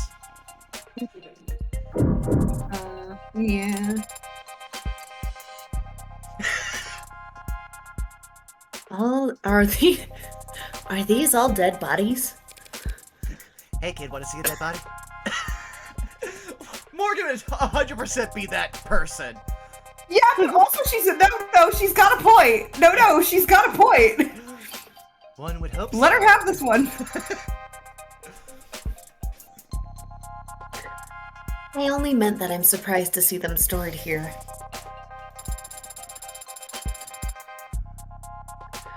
It suggests a backlog, which suggests a higher murder rate than the public data would lead one to expect.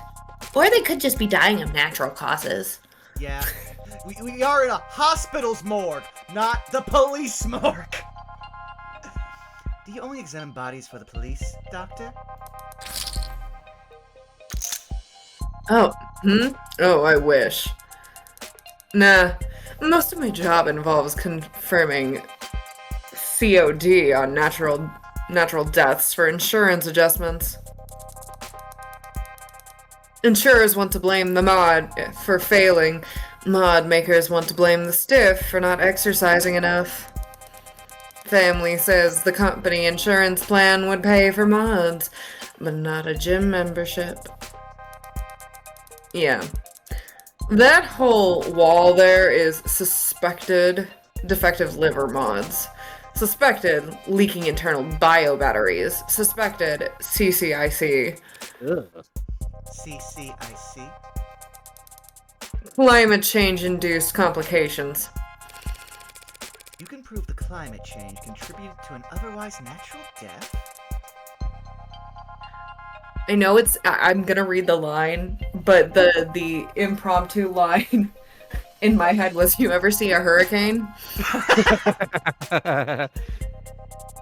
Very, very rarely. I also would have accepted, oh, I guess you stand in the center of the eye of the storm all the time. Mm-hmm. If it can be proved, what does that mean for the family of the deceased? Oh, Sarah, you didn't actually play the demo. You don't know how bad it is here. I was in hibernation for how long? Stop being Lena. Plus or minus 14%. I can fucking read. Plus or minus 14% on the life insurance payout. I mean, it's most of what I do, and I don't dislike my job. It's just... so much of what I do just boils down to telling a bunch of cheapskates how to split the dead man's bill. It's enough to make homicide feel like a breath of fresh air. She's finishing up over there. Right, okay, so what's up? Thanks for your time, Dr. Sato. My first question would be...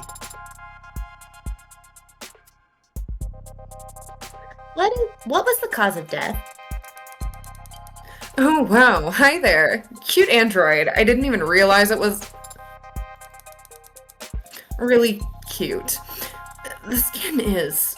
that's remarkable. Even just looking close, you can tell they really are warm. Still not quite human body temperature, but they've come a long way. Weird flex, but okay. The early gens all looked flushed, felt like they were always running a fever, and they ran like it too. Even 2 years ago, the average warm android only lasted. Sorry, but the circumstances surrounding this particular case called for expediency. Right. One of the things I love about Morgan whenever she's like dealing with people is when she gets aggressively polite, but not passive-aggressively polite. Just like, no, so steer right back on over here. So what can I tell you?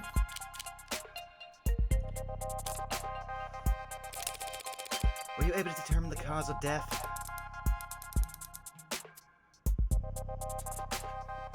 Well, cause of death, sure. We got that much figured out at least. Why doesn't that sound particularly reassuring? Dr. Asher died of respiratory failure. Not enough oxygen in the blood, not enough blood going to the brain. Root cause being widespread depression of the central nervous system. What would the symptoms be? What would it have looked like? Lightheadedness, followed by dizziness. Then headaches, slurred speech, exhaustion, loss of consciousness, and finally respiratory arrest. Report shows that the EMTs tried intubation, then resuscitation through electrical stimulation, repeatedly. By the time he got to the emergency room, they were desperate enough to attempt direct artificial blood oxygenation, but it was too late. And you're certain of all this? Well, most of it, sweetie. Most of it? Yeah, it's turned into quite the puzzle, and I'm used to having more pieces to start with. Is it wrong that I'm loving that we have Saris reading for an academic? I was surprised a man as rich and famous as him didn't have any kind of biomes. But his files show... He wasn't a viable candidate for modding. Yeah, that's right. Without that kind of first-hand tech, we don't have nearly as much data as we'd like. But he was extensively monitored from the moment the EMTs arrived. We're very certain about our conclusion.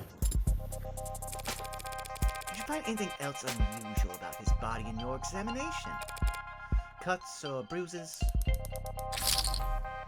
No injection sites. Nothing in any cavities. Nothing at all, huh? Nothing at all, I said nothing at all. Huh.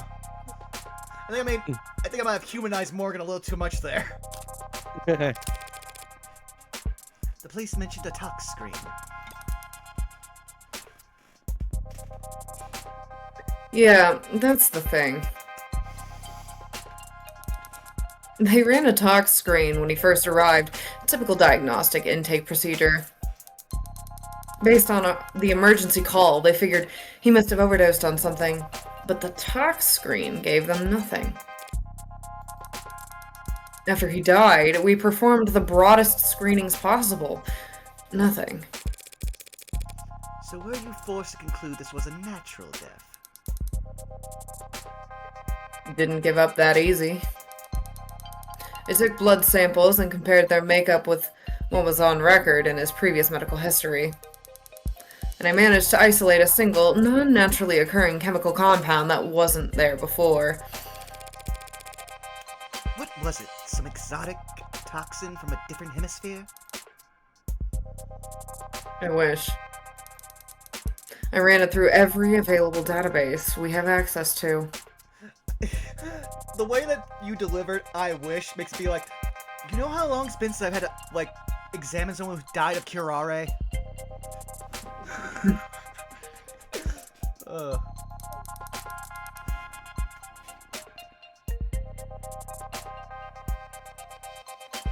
And even a few I only sort of have access to through some friends. Not only does it not match any known poison, it doesn't match the chemical makeup of any registered compound. So, a designer drug. Huh. That seems to be the best explanation. What the hell did you do, David? Drugs.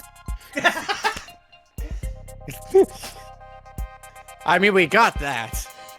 Sarah's just trying to kill me by non sequitur tonight. You said it didn't match any registered compound.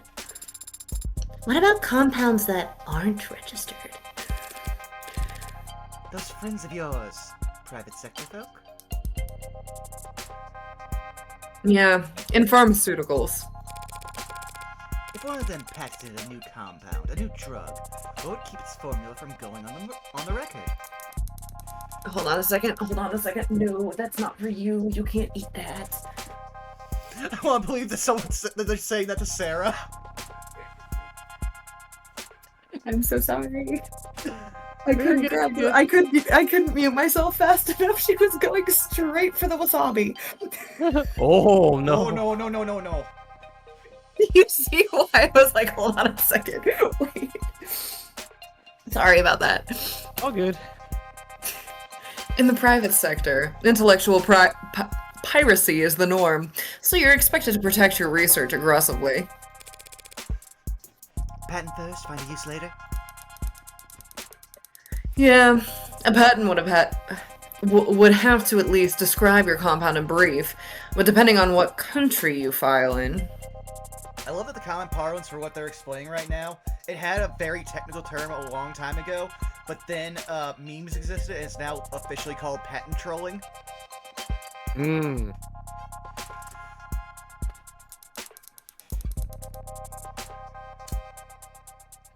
I've heard it may be considered prudent to keep the actual chemical makeup off the record. Smart, using international IP law as your own personal minefield. How's that? Oh, wrong person. How so? Here, let me just walk you through YouTube's copyright, code. This is the most satire we have, and we have it to an empty audience. I love it. Yup. Whenever you're ahead... Oh, let me take that over, because I leaned back too far. Whenever you're ahead, patent as much as you can, as fast as you can, but bury the formula so no one knows where it's safe to walk. Anybody small and ambitious comes along, finds a new drug they're excited about, you flip up your card, let them know you came up with the idea years ago. Damn. And that you'll give them death by 1,000 court dates if they so much as blink. Wouldn't work on anyone your size or bigger. They could punch back. But for the rest of the field...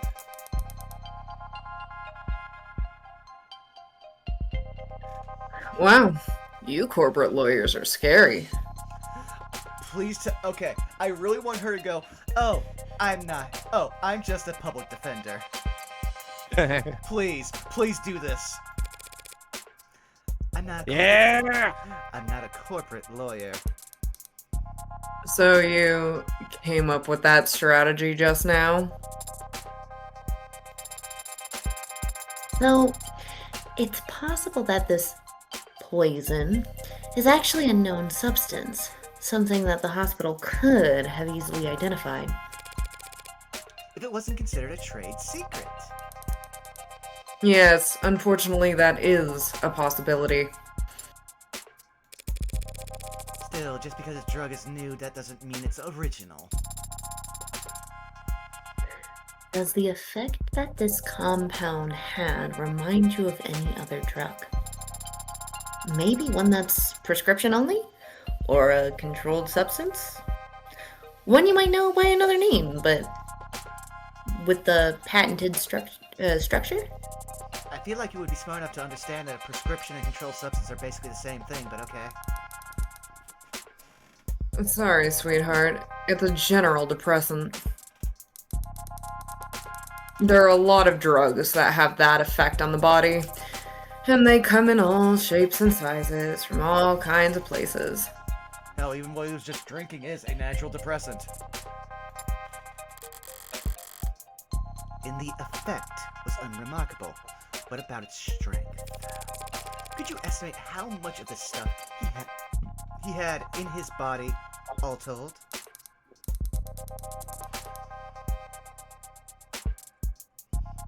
Not precisely, no. Not without detailed knowledge on its half-life. But I guess that it must have been about 20 milligrams.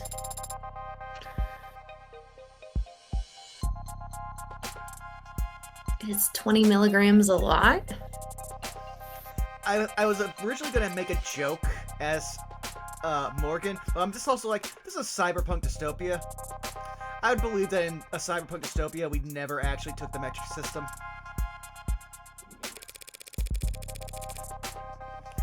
Not for a medicine, so this wasn't just an overdose or something relatively harmless then.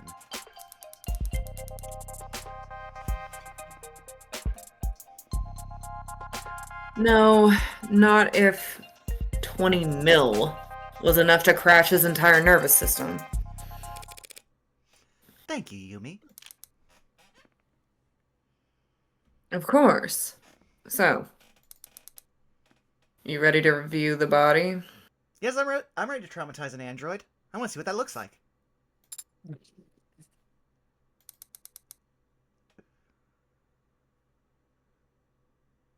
We could skip it if you want. I know most people get squeamish about corpses. I just want Morgan to give the most, like, full this read. Oh, honey. Yeah, that... Morgan shouldn't be a problem. Oh, that just shouldn't be a problem. I was gonna say Morgan shouldn't be a problem. I would hope not. She started referring herself into third person. I shouldn't be a problem. But I am. Are you going to be a problem? Well, no, I think that's actually the predicate of everything Morgan loves about what she's doing. I shouldn't be a problem, but I am, and no one can stop me. Okay then, let's get started. All right, I'll just step out for a moment to give you some privacy. Yes, please. Thank you. The last time we talked was on a Sunday. You were complaining, I remember that. It's the principle of the matter. Right, you had ordered this cheap piece of shit sculpture or something by mistake. And it came damaged and you wanted to send it back for a refund. I gently reminded you, with your salary, it was literally not worth your time. And I kindly offered to throw it out for you, since you're having so much trouble letting go. You're only off... Well, actually, I think this might be, David, do you want to read... No, this is Morgan. Huh? Okay. You're only offering because you want to see how loud it sounds shattering at the bottom of my trash can. I denied it, even though you were right and it was obvious. I should have let you have that one. I thought that he would look different. But he looks exactly the same as I remember. His skin is pale, and he's very still. But his face is the same. His hair, his hands. You were expecting something more drastic. The last time I saw him, he was alive. He smiled, and he told me he would see me soon. Now he's dead. Something is gone. And I can't find the difference. I'm trying to look harder. But I think I might just not be capable of it. And I wonder why. Why I was created to not be capable. Could be an issue with skill. We turned it back around! Oh. Morgan fooled us for a second thinking, born without the ability to have an emotion. No, let's just kneecap her. Well, no, it's just like, in her head, it's like, relatable. But, this will really be funny. Or, maybe it's not something that can be seen no matter how hard you look. But it's there, I guarantee it. I've seen the transition enough times to be sure that between life and death, the distinction has significance. To the dead, at the very least.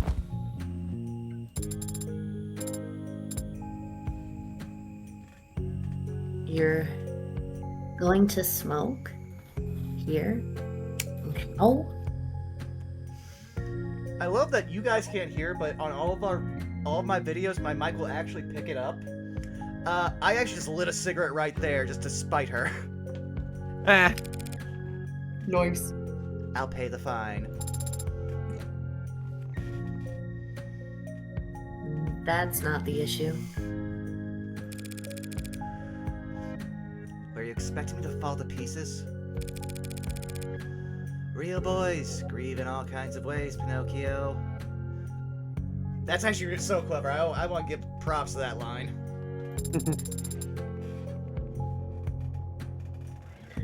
And some don't grieve at all, it seems. Damn. I'm a cold woman. Sorry to disappoint.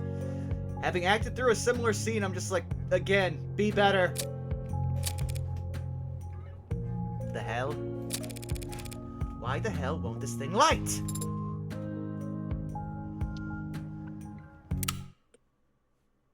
You have your cigarette backwards. Skill issue. Just the subtlest way to show that it is affecting her in some manner. All right.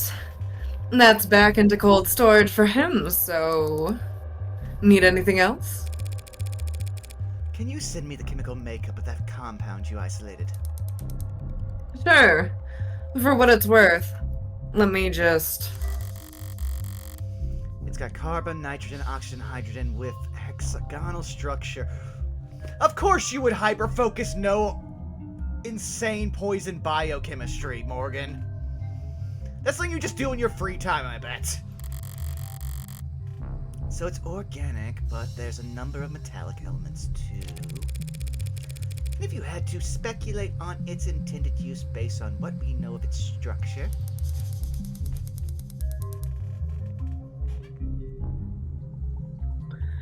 Well, it certainly acted like a depressant, binding to receptor pathways and affecting the balance of neurotransmitter reuptake.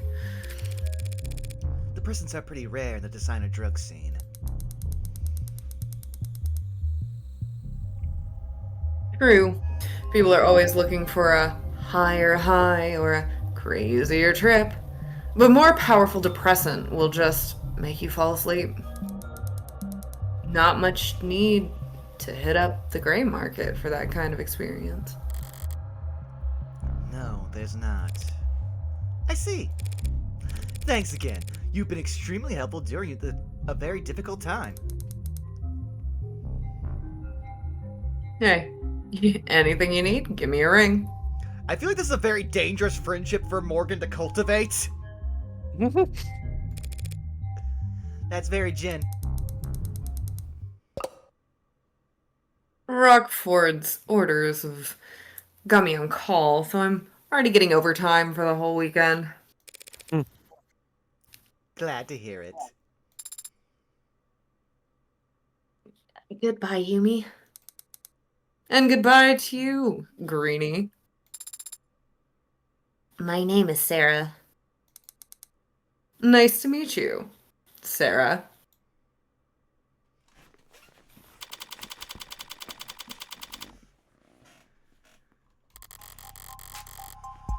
Up on on-ramps and down off-ramps, above skywalks and under tram lines. The buildings get progressively more polished as we head into the most economically developed part of the city. Corporate territory, national headquarters for the likes of Howe Industries, Lockwon, Tefis, Knife. Each of them sheltering their own micro-city of employees' accommodations beneath their skyscraper's shadow. Whalefall, the entirety of the ocean floor coming together to feast and grow and live. Live off the fetid, rotting fat of the Leviathan that swallow generations of people by the mouthful.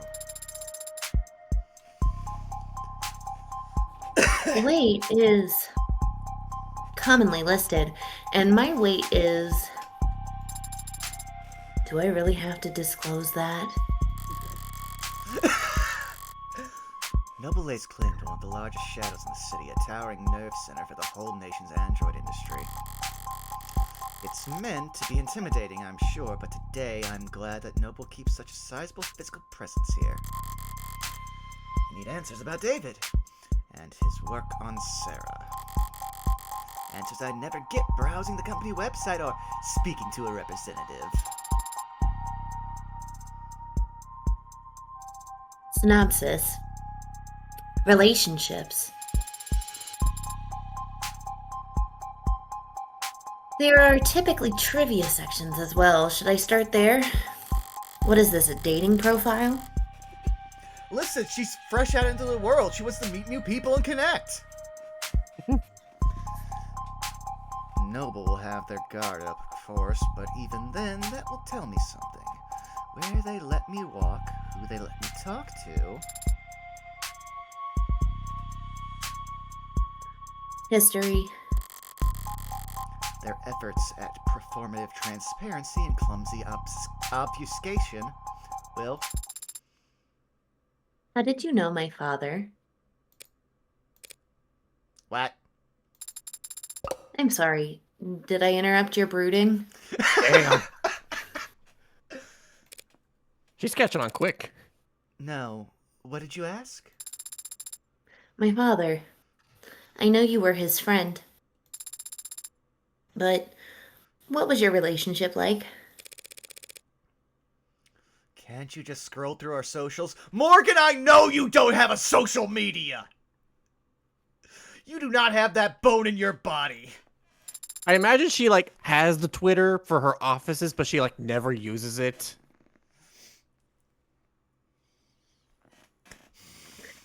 Father avoided social media. And your online presence is not significant. Yeah. You saying I don't have enough followers? Essentially. I love there's no latency on that one, so it could be as direct. We went to the same college. You studied programming? No, I studied all kinds of different things as an undergrad, but not technology. Is that a good way to prepare for law school? I wasn't preparing for law school. Or anything else, really. Hmm? David, though, he had talent, and he knew he wanted to do something with it. He studied programming, robotics, discrete math, cybernetics. What classes did you share then? Street math as opposed to obvious math, stupid. I also just want to go.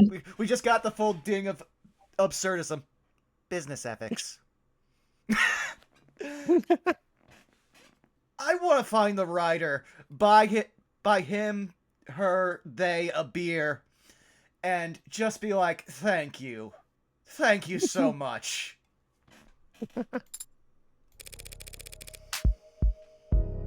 I was the second best student in the class, and he Was the first? He was the one who asked the most questions. Not sure about his actual ranking. That's not... What drives me up a wall is like the assumption that like a student who asks the most questions is a bad student, when in reality, especially if you're in academia, chances are the person asking the most questions probably also has the highest grade. I think it's also from the perspective of the people who are in the class who might not be as invested. So instead of, let's just get this over with, you got the one guy who just keeps asking questions, prolonging this thing that like no one wants to be here for. So it's seen as like they're doing good in the class professionally, but like to everyone else, they see him as an annoyance. Okay, well, Zako, get out of my house. What? I didn't say I was part of that crowd. No, it's just I always have been the person asking a million relevant usually, but a million questions. So it's no, get out of my house. Get out of my house. Go on. I also love that this explains a microcosm of Morgan in that she remembers him asking questions and, again, like, being invested and that possibly helping her. She knew her ranking in the class, but she's also the person who, like, shows me, as she said, she didn't even know what his ranking was. She didn't look at the names that were above or below her. She just looked at the number and was like, I'm losing. Number needs to go up. Yep. He found the course challenging, and I clearly didn't, despite being younger. I guess he felt burned. He'd come up to me after class to argue and sometimes ask for help. Father always talked about socializing like it was a chore. It is. It was kind of you to give him a chance. What? I was like some kind of social butterfly? The belle of the ball? You weren't? What about any social interaction you've seen about me and all the people reacted to me lead you to believe that people like me? Listen, she's learning. Let her live. She's learning. She's only been alive for how many hours now? She's learning. No, she was alive before then put into a coma. But I also want to point out that David very much built a robot put on the spectrum when other robots do not have that problem.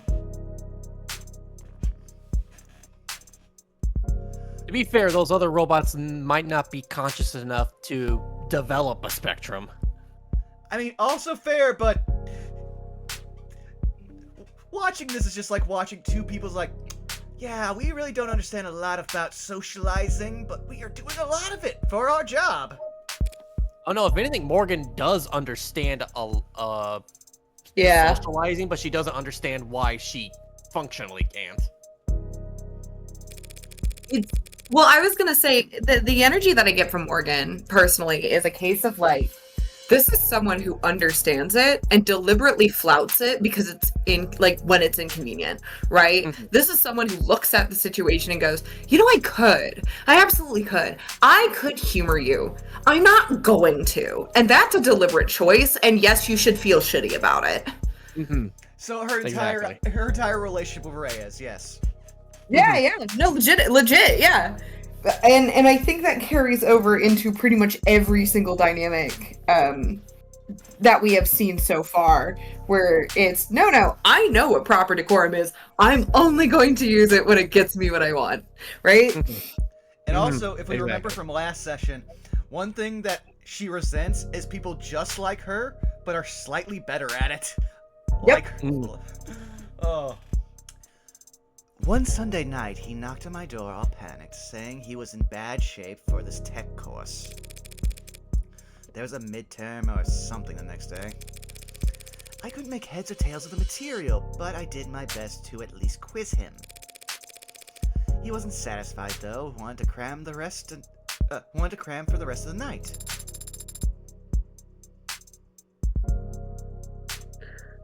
Father had to cram for an undergraduate midterm?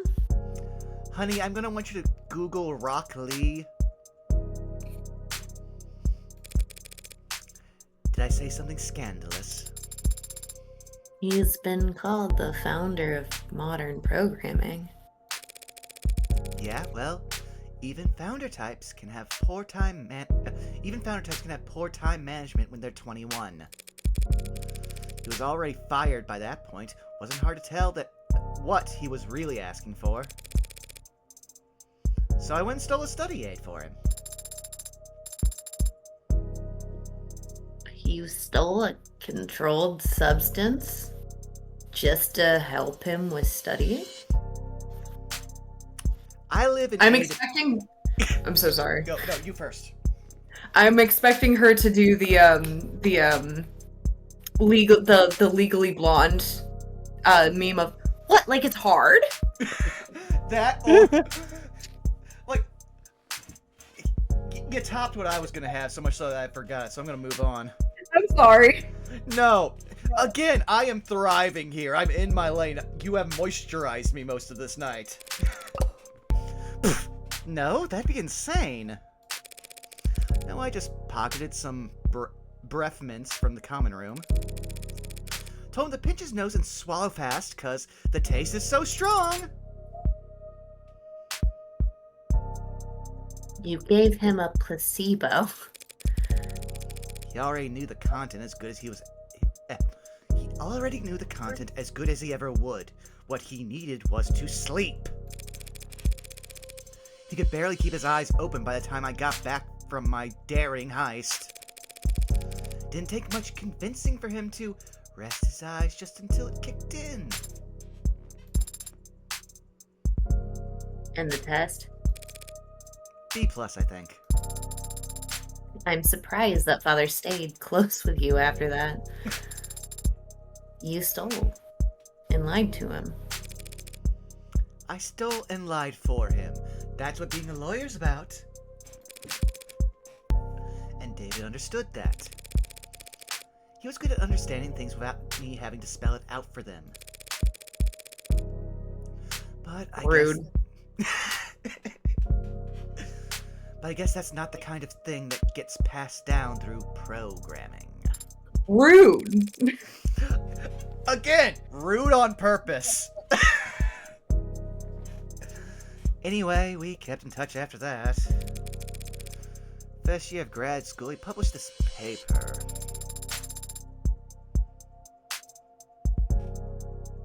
The Turing solution. A framework for programming adaptive linguistic heuristics. And that's why you're Say reading that this 5 character. times fast. One of his advisors came up with that title. David thought it was way too cocky, but But it still hasn't failed any known Turing test in the years since. don't act like you're the one who deserves credit for it. He called me one weekend asking for advice on how to handle all the attention. Job offers, interviews, apprenticeships, invitations to immigrate. What did you tell him? I don't remember telling him anything, actually. A lot of our conversations went like that. He would talk to me about whatever personal or professional problem was stuck in his head that day, and I would nod while he wore himself out. At the end of the conversation, he'd thank me, even though I hadn't offered a single word of advice. So David mixed up friend and therapist. Uh-huh.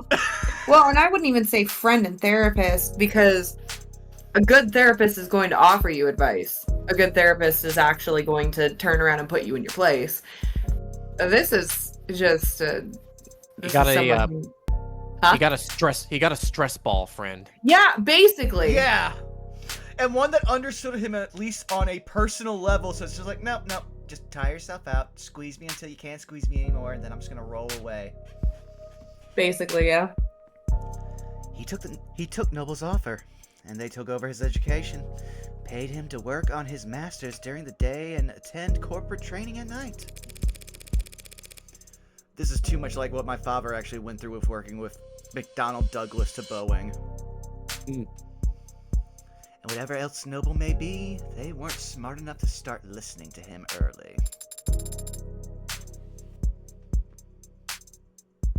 You're referring to his 1-point doctrine. Quality over quantity. Simple and elegant, just like his code. Simple and elegant, but anathema to a global corporation with supply chain designed for maximum capacity and just-in-time manufacturing. But obviously they got over their distaste fast enough. In the span of a few years, Noble's gone from making manual labor ads for meager profit to being the world leader in intelligence as a service. Even as he was making money hand over fist, he still kept in contact with a nobody like me. I moved to the city for my apprenticeship. He helped me put down a payment on my apartment. Then made up an excuse as to why he couldn't help me move boxes. So is that enough details for you? Thoroughly convinced that he and I were, in fact, friends. I am. But the favor that you owe him, what was it for? That's private. Understand. I have zero interest in talking about it with you. Say you understand. I understand.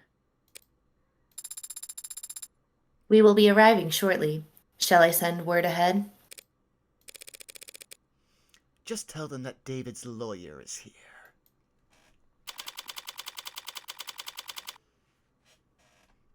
I really love how that scene ended. Mm-hmm.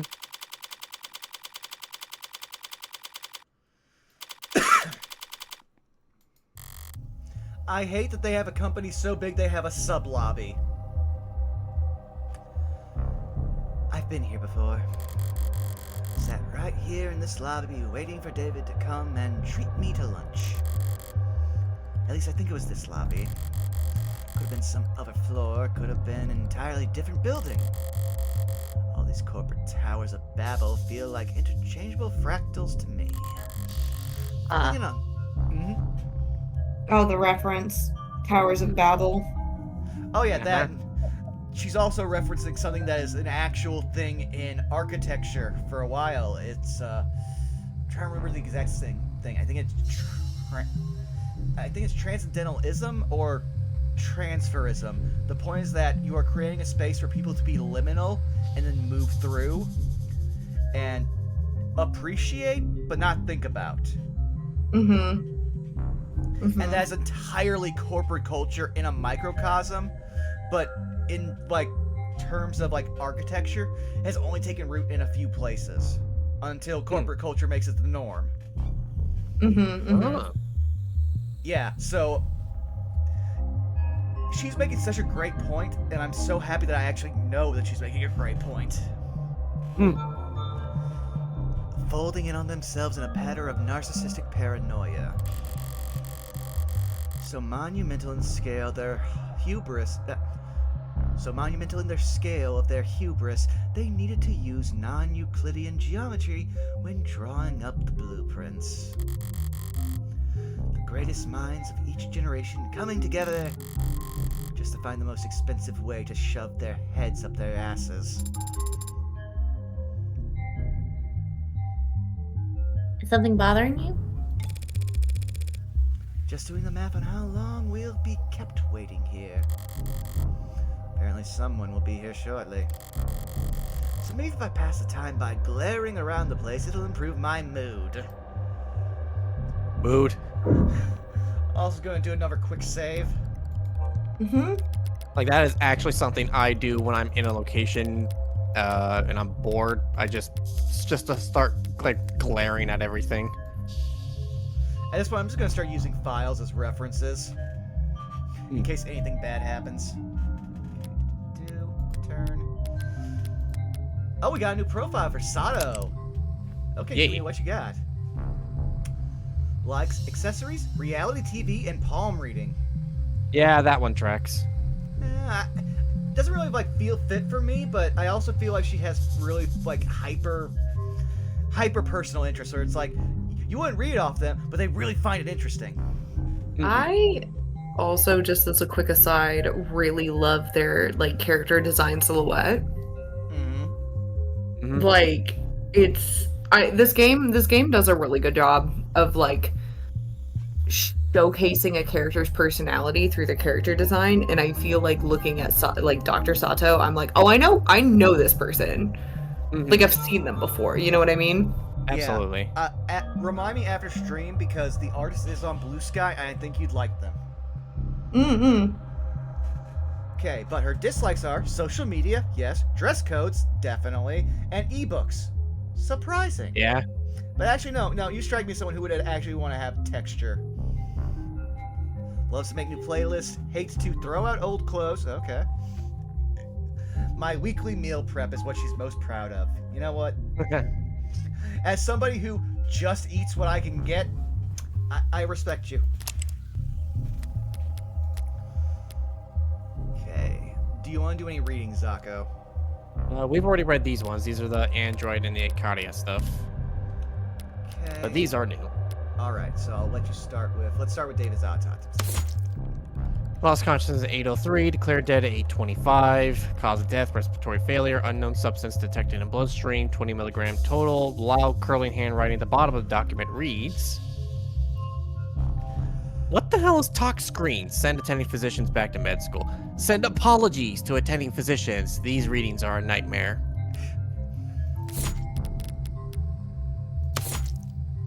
Doc screen performed on David Asher when he arrived at Gatesfield Memorial Hospital. Alcohol was the only item positively identified at the time.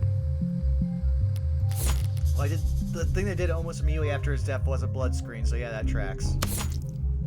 Unidentified substance found in the bloodstream of David Asher after his death. Has many chemical similarities to a chemical makeup of a depressant drug. No additional traces found anywhere at the crime scene or in David's penthouse. Okay. We've also masked 38 chips. Now, I have to step away for, like, a minute. I'll be right back. Cool. Sorry.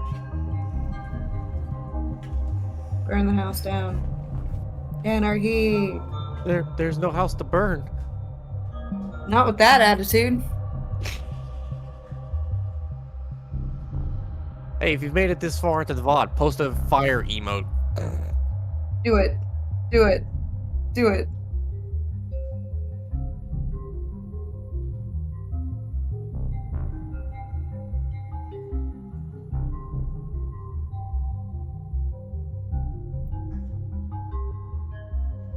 So anyway, con went really well. I meant to ask about how it went. It went really, really well. I was really surprised. We actually had a Full room turnout for the Actually panel, and Oh, wow. my buddy and I, for our performance that we did at the competition, apparently, number one, we got a standing ovation. And after the fact, I found out that someone had laughed so hard they accidentally started hyperventilating. Oh no. I got to see some of that on, like, Instagram from you and Kaz, and, again, all the Oh, the whole flowers- video's up. The whole video's up. Oh. Oh, really? Yep. No, if you wanna see it, you can either see it on YouTube, which I can send the link for, which will have like the whole thing, or on my Instagram is we posted a clipped version that's just our performance. Oh yeah, I'll definitely take the YouTube after stream. Yeah. After just, recording here. and throw the link in general, and I'll even link it in the episode description. oh my god, no. What? Okay. Listen, you're We will support you. Yes. Remember, rule 1 on this channel. I've had to talk with 3 people about this week. We stand the homies. Okay. Well,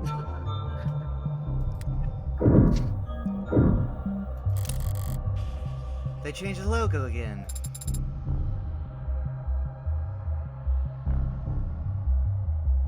Noble Electronics. How's it feel stepping in here? Is this some kind of Is this some kind of religious? Is this No. some kind? Is this some kind of religious experience for you? Huh? In this game? It's just the corporation where my father worked. I wonder if that's how Jesus felt when he died and went to Ooh. heaven. What? It's a legitimate question. Careful now. Careful now, or they'll burn you for heresy against the company.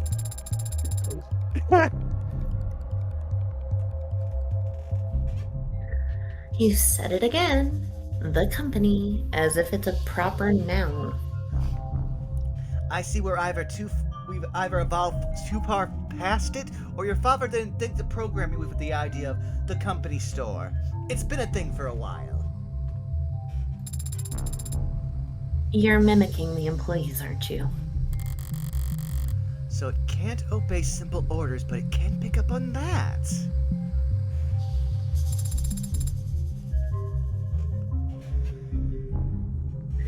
Is it just a part of corporate culture?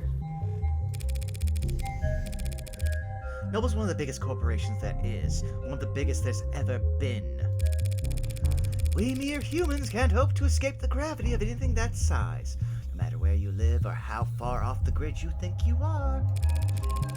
So imagine what it's like working for them. You live in the company dorms, work in the company quarters. Wherever you go, that logo is above your head. Eat, sleep, and breathe on Noble's timetable at its discretion. This means that we can literally shit on company time. No, you always shit on company time. I've done that Yeah. for the entirety of my 2 years at that job. But what I'm saying is like there like what I mean I guess I'm trying to say is like you can't not do that is what she's saying, and I hate that, Like listen, we do that, we understand that. There's something about the fact that you lose the privilege to do that that's like Yeah, we're talking about human commodification, and it's horrible. When you spend your when you spend your whole life inside of it, Noble must feel big enough to be the only company there is.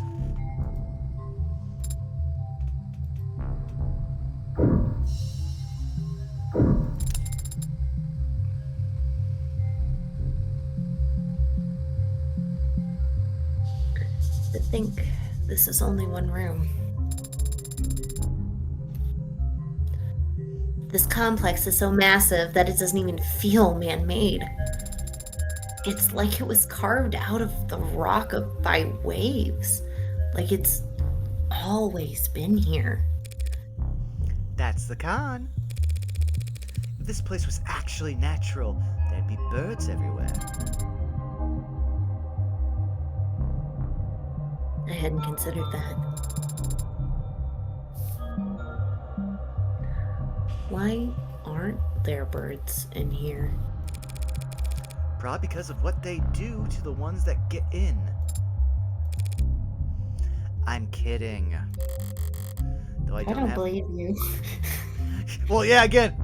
Though I don't have a better explanation myself. Like, I was leading into that. Like, again, that's the con. That's what Morgan wants to, like, give into Sarah is like, welcome into my nihilism. I'm going to mold you. But then it's just like, nah, I don't fucking know either. I just know there's no birds. Look, this isn't like Lowe's or Home Depot where they just let them fly around, do whatever they want. It's like, they exterminate those fuckers. They have drones, like, hunting them down. Well, no. As someone who worked in Lowe's, we physically can't stop them and we can't reach them because they will get above whatever lifting equipment we have. That's what I was saying. Like, Lowe's and Home Depot will just let them fly, versus here, where like they actively exterminate them. Yeah, I'm sorry. It's just you gave me the flashbacks because Lowe's is the second worst place I've ever worked.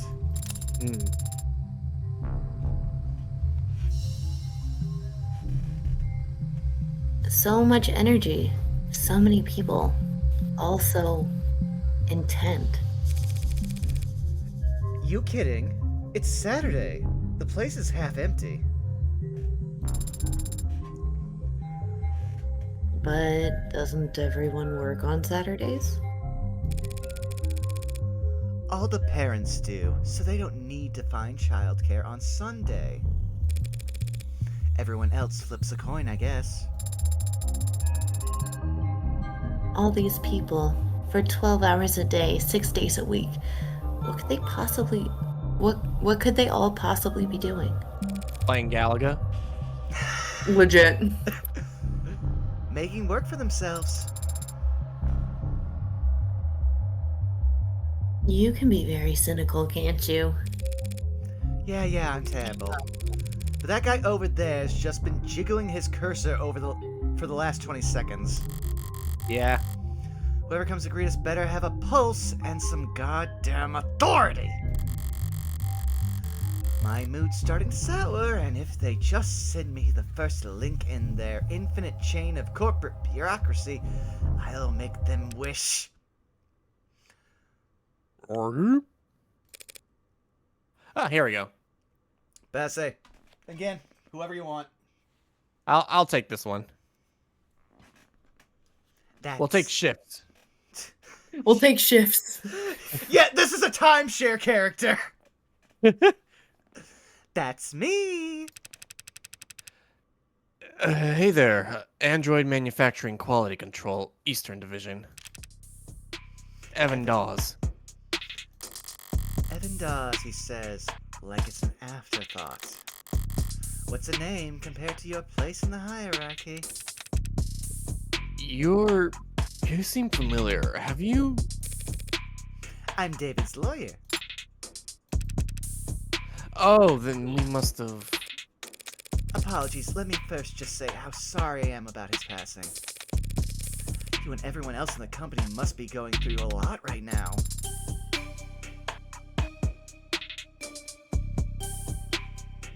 As if it's a proper noun. Thank you for taking time to meet with me. You're welcome, but it's no big deal. Everyone's on the razor today, but what else is new? And compared to PR or legal right now, our workloads in QA are... Never mind. How can I assist you? Dear Lord, I can figure out half of this guy's daily schedule from what he just said. And I hate it. Shortly before his passing, Dr. Asher began the process of registering this android. Yes, that is Kurt. Unfortunately, he wasn't able to finish the job. Look at that. It's definitely custom. Gee, you think?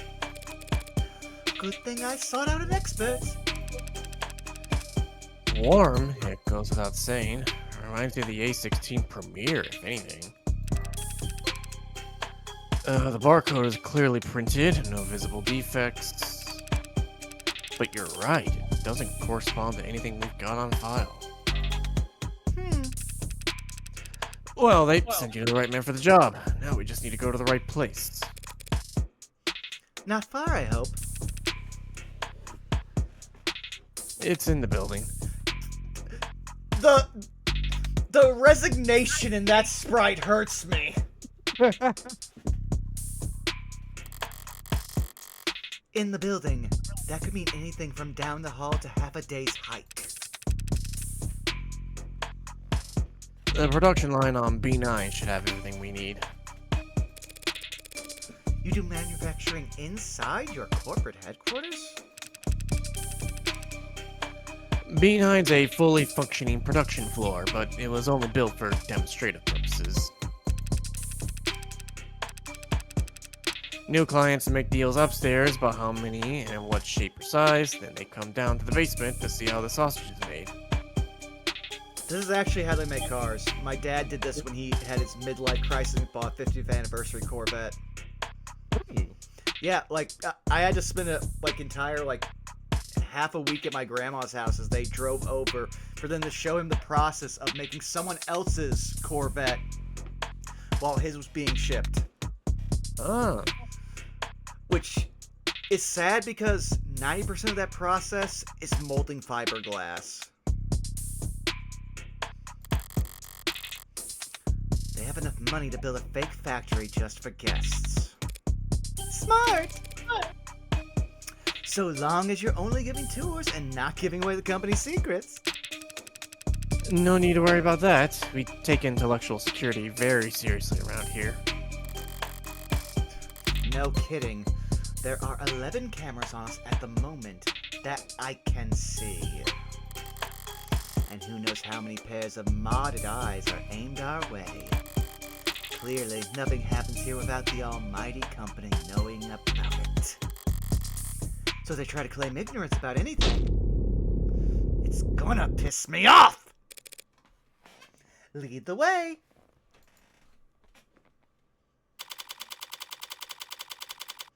With how much I have to switch between actual emotion and trying to be polite, I'm surprised I haven't made Morgan sound Southern, because I found out my retail voice is Southern. Oh no. Yeah, no, and I even found out the, subconscious reason why I do it.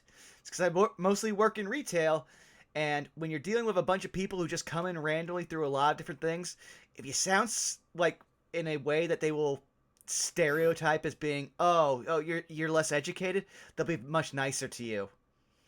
And I hate that my brain did that without me thinking. And it's something I can't turn off.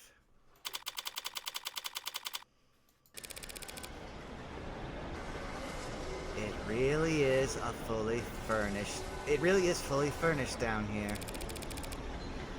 I don't want to take up too much of your time, but it's pretty rare to get to see all of this in person, you know. Would you mind terribly if I look around for a moment? No problem. I've got some prelim paperwork I need to handle anyway, so have at it. I better take full advantage. I need more than the cursory knowledge if I want to figure out where Sarah came from and why David wanted me to take custody. I'm gonna look around. Stay put in the meantime. Wouldn't well lose you among the rest of the merchandise. I'm almost certain that my mom has said that to me as a little kid, walking me through Walmart and just put me in the toy aisle and just stay here, and then I don't want to lose you amongst all the crap here.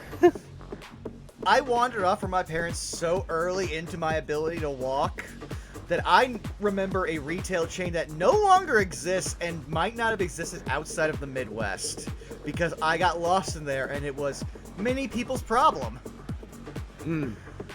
So I got Go ahead. No, you finish.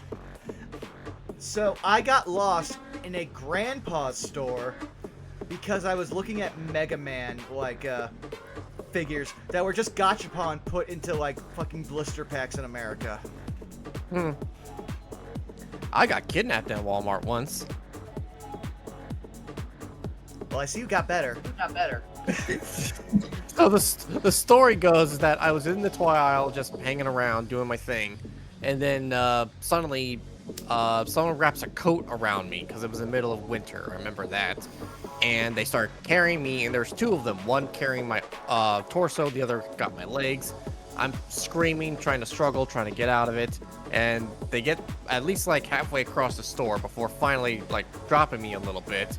I'm able to break free, kick one of them, get out of the other one's arms. And by the time the coat comes off, it's my brother and his best friend. They had come to the store with us, and my brother's screaming at me "Why are you yelling? It's just us." And I was like, "You kidnapped me!" And I see my mom running through the come out of the aisles, calling for my name. I could see the tears in her eyes, be like, "What happened?" And I explained to her, and I could see the force in my mom's resistance not to strangle my brother right there, as she had to sheepishly get us back together and away from all the eyes staring. Mood. I will say one other thing. Because of Rick, dual joke here, you got better. Citric sent me a JoJo shitpost meme, and it's just, fucking, one of the lines in it is fucking Joseph going, I used to be British. I got better. To which I replied, many colonized nations. Oof. Alright, now let's get back to the actual video game. So there's that, yeah. There's a video game here? Sometimes. Other times it's just me acting like a catty bitch. What's being built here?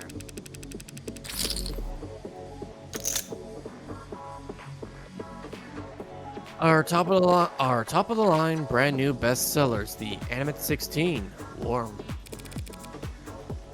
Looks kind of cold out there. We keep the factory floor refrigerated. Slows the organics already tuned metabolic activity to a minimum. That explains why the room doesn't smell like rotting flesh. Flesh out there is only somewhat rotting. Slowly.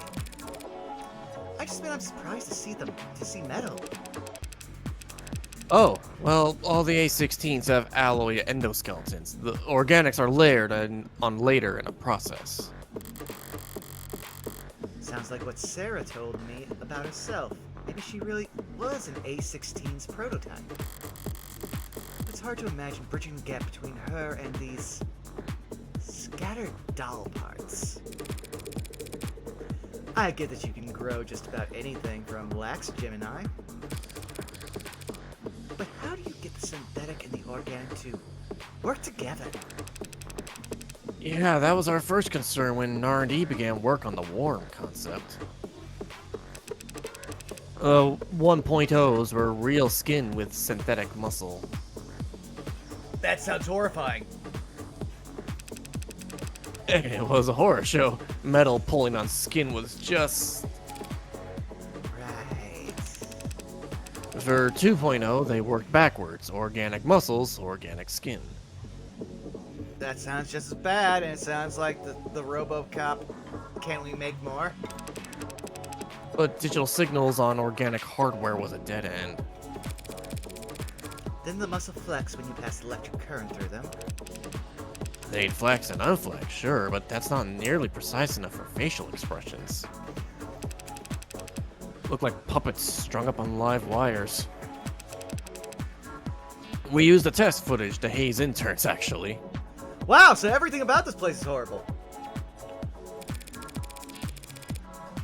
He must have figured something out. The A16 wouldn't look out of place on the runway. Thank you, we try. We ended up reaching out to mod companies. Well, we actually just bought out half a dozen of them, but... Given what is happening in the world today. I was about to say, like, you don't talk to other companies, you buy those companies. No. I'm gonna say it because it's not actually political. It's just a court case that is being litigated just in the Supreme Court. Mark Zuckerberg is on, like, a trial for becoming a monopoly. So they are doing the literal Teddy Roosevelt of justify yourself or we are going to break up your company. And this is a man who said, why outman when you can just outbuy? Mm-hmm. Right. They figured out how to get human nervous systems moving mechanical limbs decades ago. So we just needed to get the mechanical nervous system to move. Living limbs. Very clumsy attempts to avoid using the word human. High precision mods are slotted straight into the nervous system. They receive their input from neurotransmitters, not bioelectricity. So you had to do the opposite. Exactly. We created a synthetic neurotransmitter that our androids could use to communicate with organic flesh. Where did that breakthrough come from, Dr. Asher? Harley, he led the team that built the motor neurons in this analogy. They carry commands from the central nervous OS to individual muscles across the chassis. But the synthetic analog serotonin, that was actually an old brainchild from the VP of Android Futures, Helen Young. So you actually have to...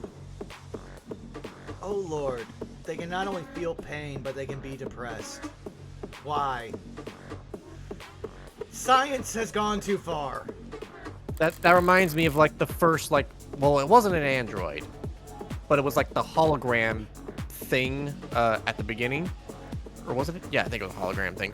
But it when the news broke out on the TV saying like David Asher was dead, the android like for a moment was about to like grieve until Morgan did a protocol override and said like, no grieving, give me my thing, I want out. Yeah, no, this is a well-written game. Young. Hasn't David mentioned Dr. Young before? Sounds impressive. She's one hell of a biochemist. Or she was, I guess. Not much time for individual lab work when you get her kind of pay grade.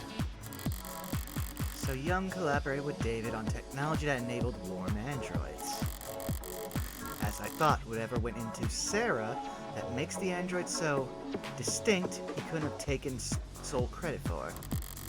Young, did he partner with her on this?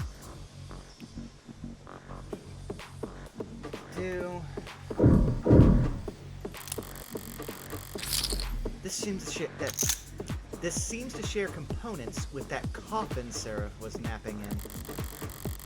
If Dawes does quality assurance, is it some kind of android calibration device?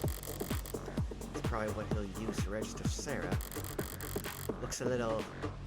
Is Sarah tall enough for it to recognize her? Listen, you don't need to cut her down like that. You do enough of that already, Morgan. So there's two things left in here. What's there to cut down? Listen here, you little shit. Feels like I've seen this before. That's right, there was one in David's lab.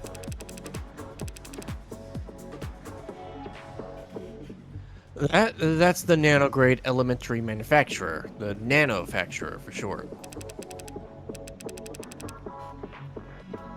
A real high quality piece of machinery, each of them built in-house by Randock Mechanics.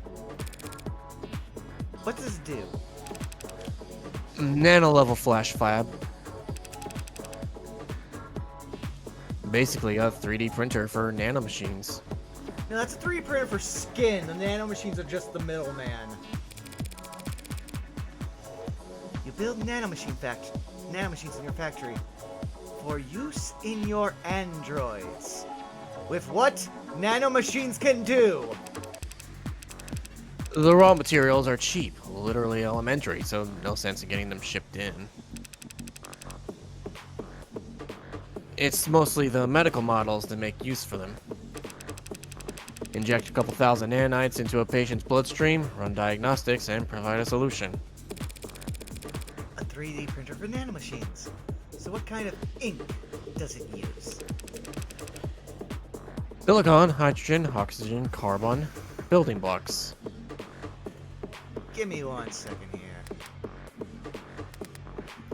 So in terms, let's see here. No, it's there.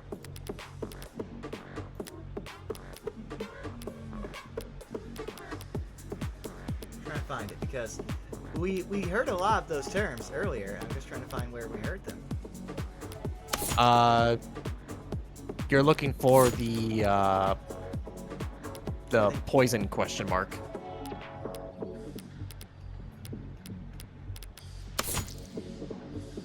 No, not that one. Talk screen? Nope. David's autopsy?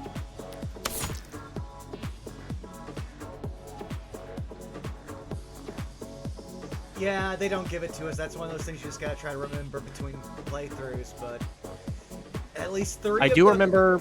I do remember those elements came up when they were talking about what might have been in David. Yeah, they're very base elements. Also, let's find out our new friend, Dawes.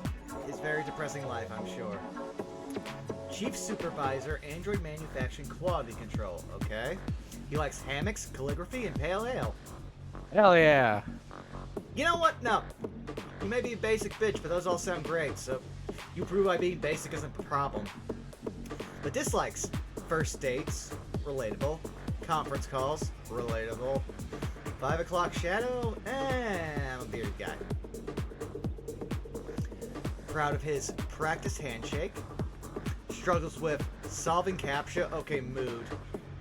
And hair starting to gray. Yeah, I can tell from the bags under your eyes you're not having a healthy sleep cycle.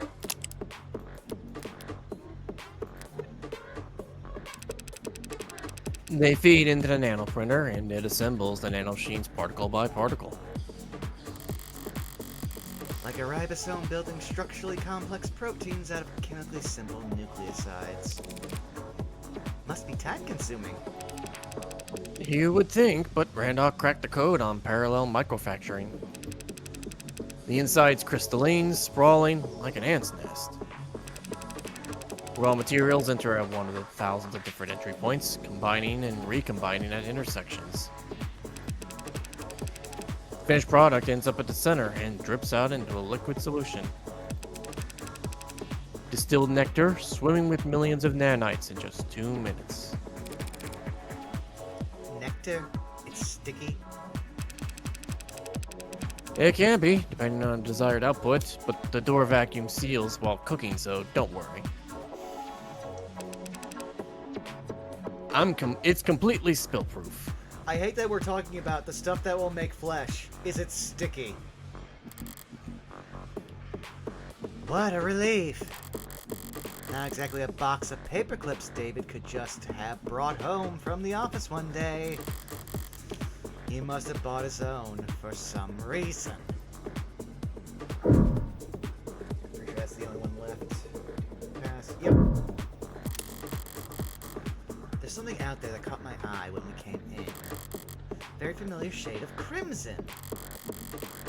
If I squint through the glass, out on the floor, there are temperature-controlled fluid tanks. Through glass and plastic flows an eye-catching scarlet that transitions into...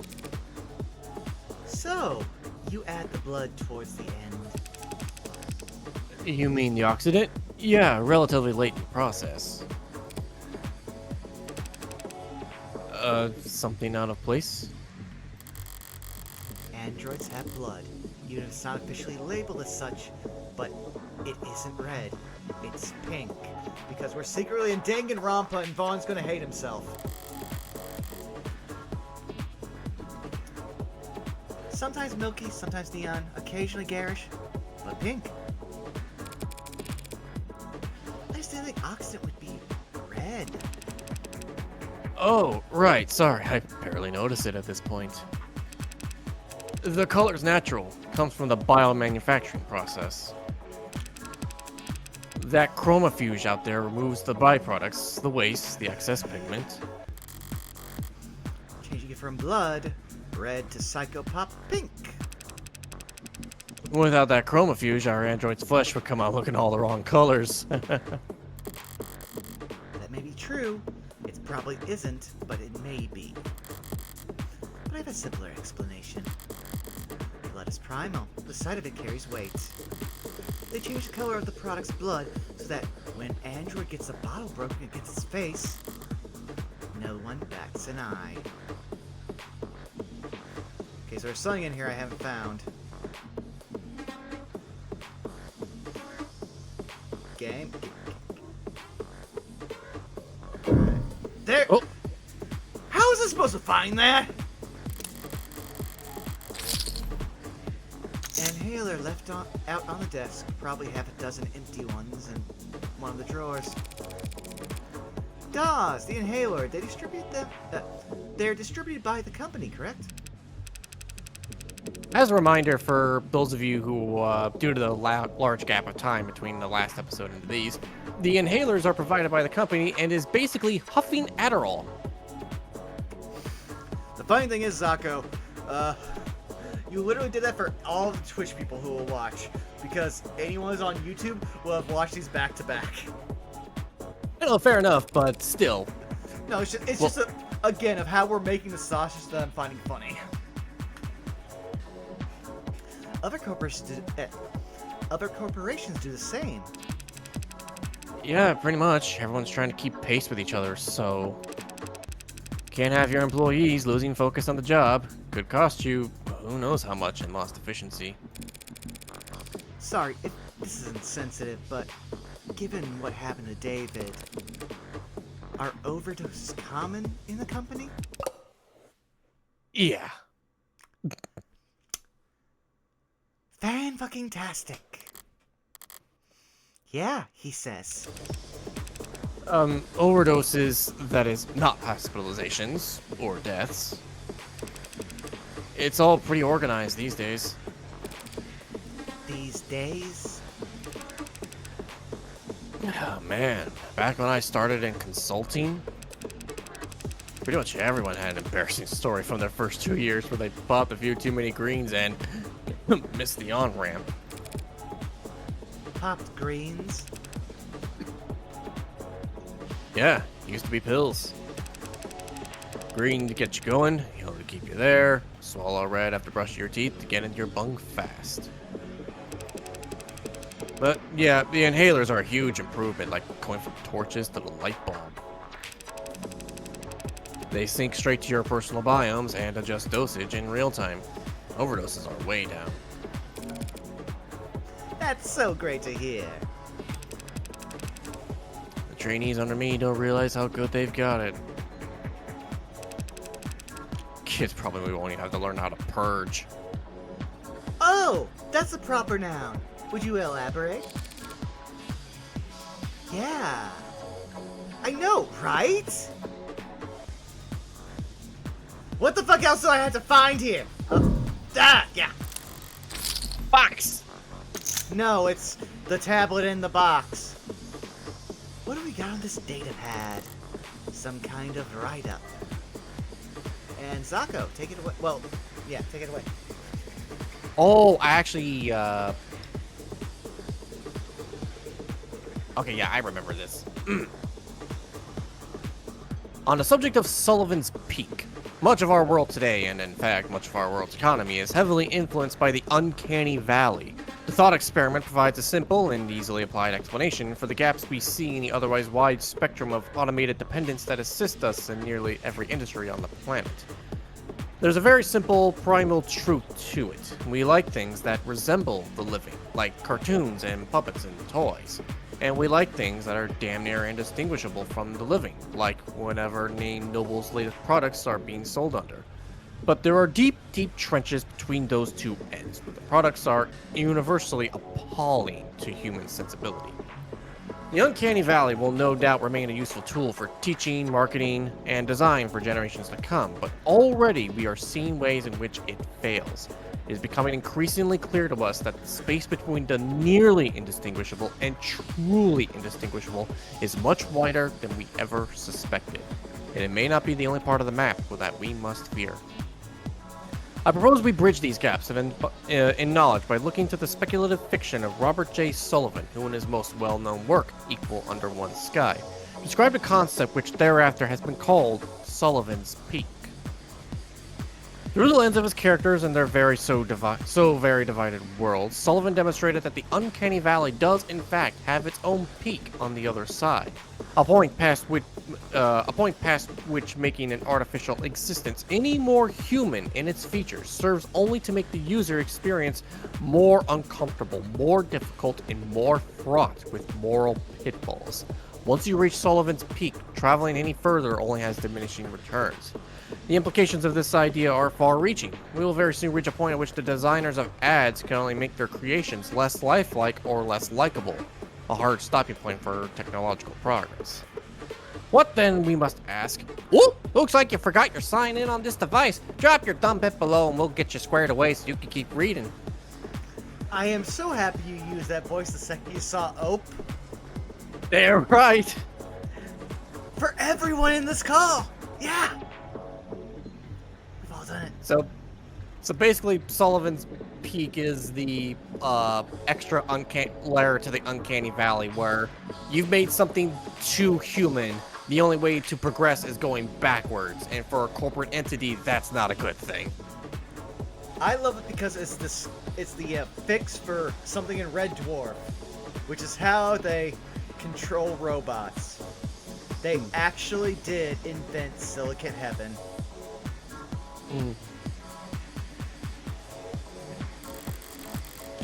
Surprised to find reading material like that around here.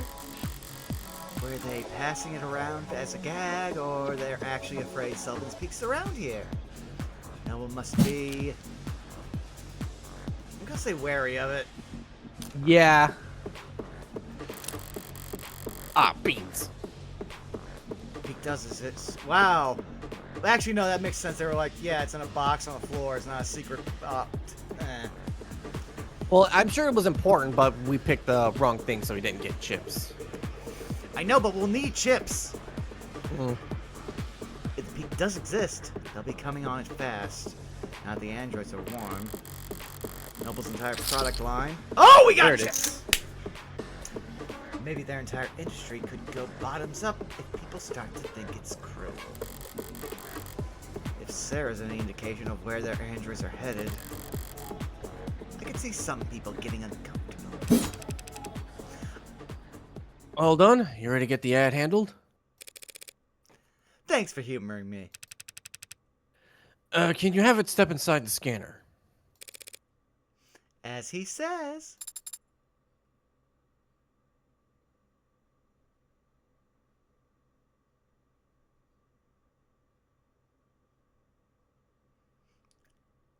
Saris? Unmuting, sorry. Sorry. You're good. Understood. Right then, what are we looking at here? Whoa. There's a lot to unpack here.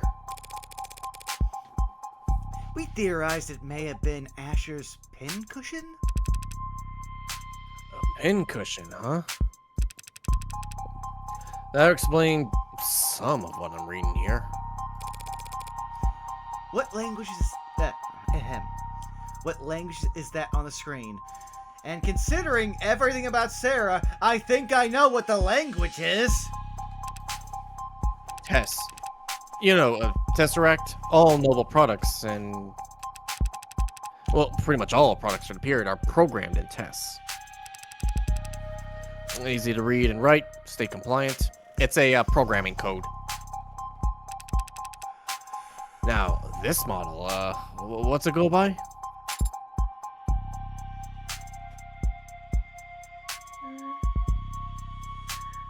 Sarah?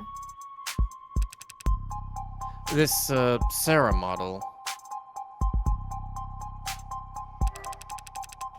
It's got everything the 16th line has, that's for sure. Organic skin, hybrid muscles, advanced facial processing, and emoting. Well, there's a lot of crammed in here that's still in development. Like, in the idea phases. Solar cell hair strands, decentralized redundant power, mental and physical overclocking with extended tolerances. Data storage is so large I can't... No, wow, he had to measure it using... I will always love the Sarah. The Sarah's actually like, I am all the shit pose. Hell of a poker face. Wait, decryption and signal hijacking, that's... Hacking? Essentially. Does that mean it could hack its own tenants?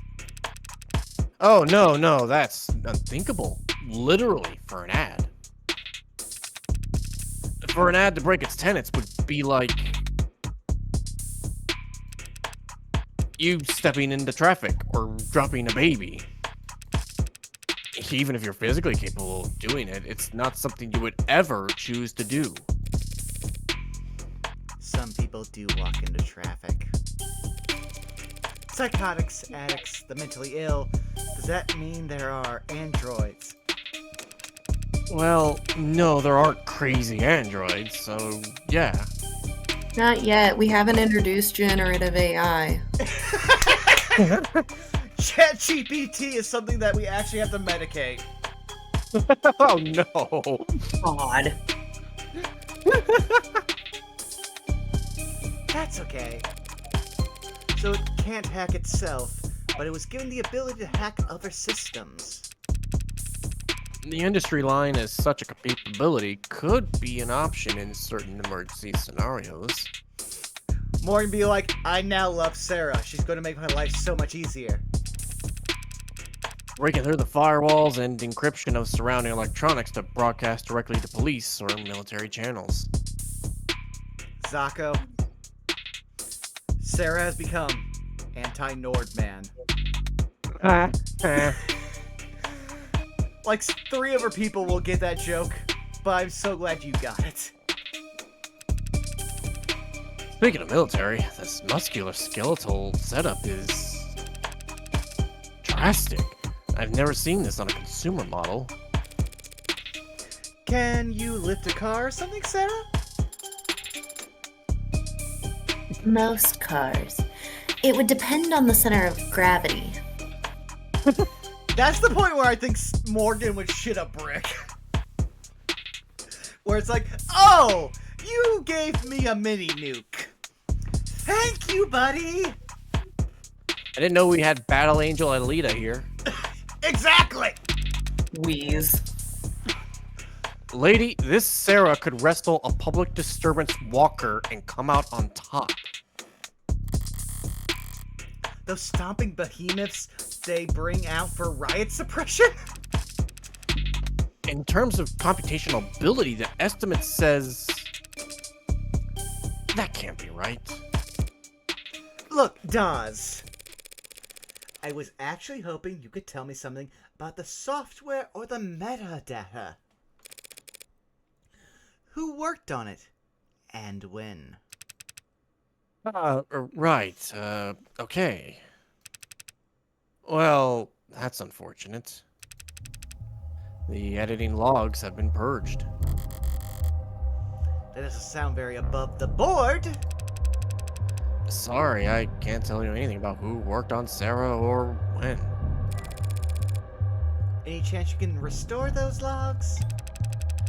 Not here, not with this machine. I need the computers that were actually used for programming this model. Any idea where those would be? Stone grinding from Morgan, head turned to Sarah. Sarah.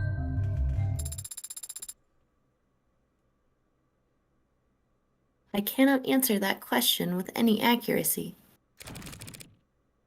Had a feeling you might say that. Ads, right? Sorry, I can tell you that the code is unique. There's hints of the A16 in there, a few of the same conclusions, it's just...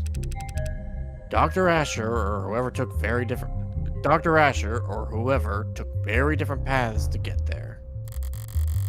So Sarah has even less in common with every other android on the inside. Sorry, I didn't expect to hit a dead end here. Not at all. You've been very helpful. Can we still get that registration done? Yeah, no problem. We've got the software and forms all set up here. Occasionally, we let a new business partner bring one home fresh from the oven, you know? Oven? Gross. Alright, a few basic questions then. Who's going to be the official owner of this unit? She is. As it says, unless the will disagrees, It's my responsibility. Right then. You fine with designation, Sarah? We can set it to anything you like. Well, actually, Mm. never mind. Sarah will do. Okay, this part's all standard. Civilian model, address, contact info I can get from your crumbs. You want to reset the factory defaults. Could clear up a lot of quirks. I want to just imagine the second he said that, Morgan was like thinking about it. I had to put my thumb in her mouth. Yeah? Yeah, no. Just, no, we don't need that. Neither of us needs that. She has a photographic memory. I have a nearly one. Not right now. Ah, save it for later as a threat. Last thing then is the grading. I'm reading 23 tenets here. Nothing too far out of the ordinary. 23? That's higher than I expected, talking with it. She seemed more malleable than that. Oh no. Don't blame yourself. Guessing tenant count from outward appearances has become a crapshoot. Not like it used to be. They only had 3 tenants total, and every unit had to have them. Remember Asimov? Remember Asimov only had one good idea and was a shitty writer? Yeah. Yeah, that's to shorten the text entry for tenants. They're basically the laws of robotics, except they realized the only 3 kind of fucked up. So now everyone can have customizable rules in tenets. There's like universal ones, and then when you get one, you can add more as needed. Yeah, it's just I got to grow up with reading the non-robotic stuff Asimov did, so I got to experience, sci-fi eugenics, and I didn't like it in English class. Then came the first accidents, the first lawsuits, and the hearings, and the legislature. And the demand for more tenants? A tenant making sure ads couldn't endanger the state. A tenant stating that ads wouldn't divulge private information without prior consent. There was a campaign calling for a tenant to outweigh child and adult lives equally during risk assessment. There was a campaign calling for a tenant to do the opposite. Which means, I hate this, but it's kind of how our government works. The first ruling is they go for the parent. The second one is where they prioritize the child. Neither is good. And I hate it.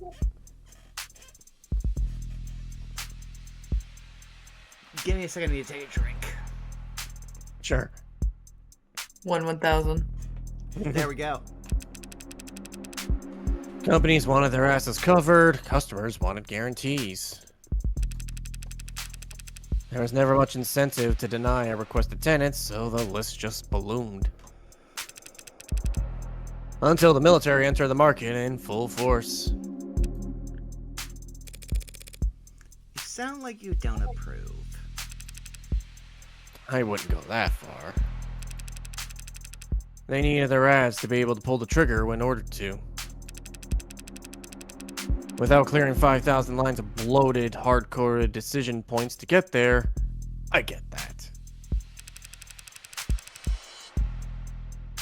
But since the armies are the only ones using tech with bare minimum tenets,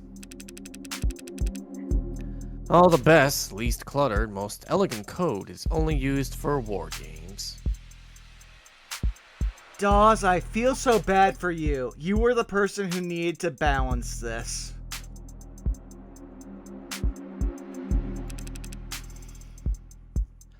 It's not very romantic. Well, not like I was on the jury.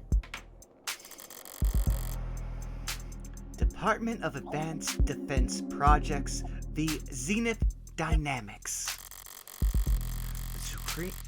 Oh, great. This is going to be a thing where Okay, give me a second here. I need to clear out my throat. Sure. The Supreme Court sided with the military's request and set a new precedent that every other army around the world would race to meet. Changing tenets from a mandated list at the end root of every ad source code to a choose your own checklist.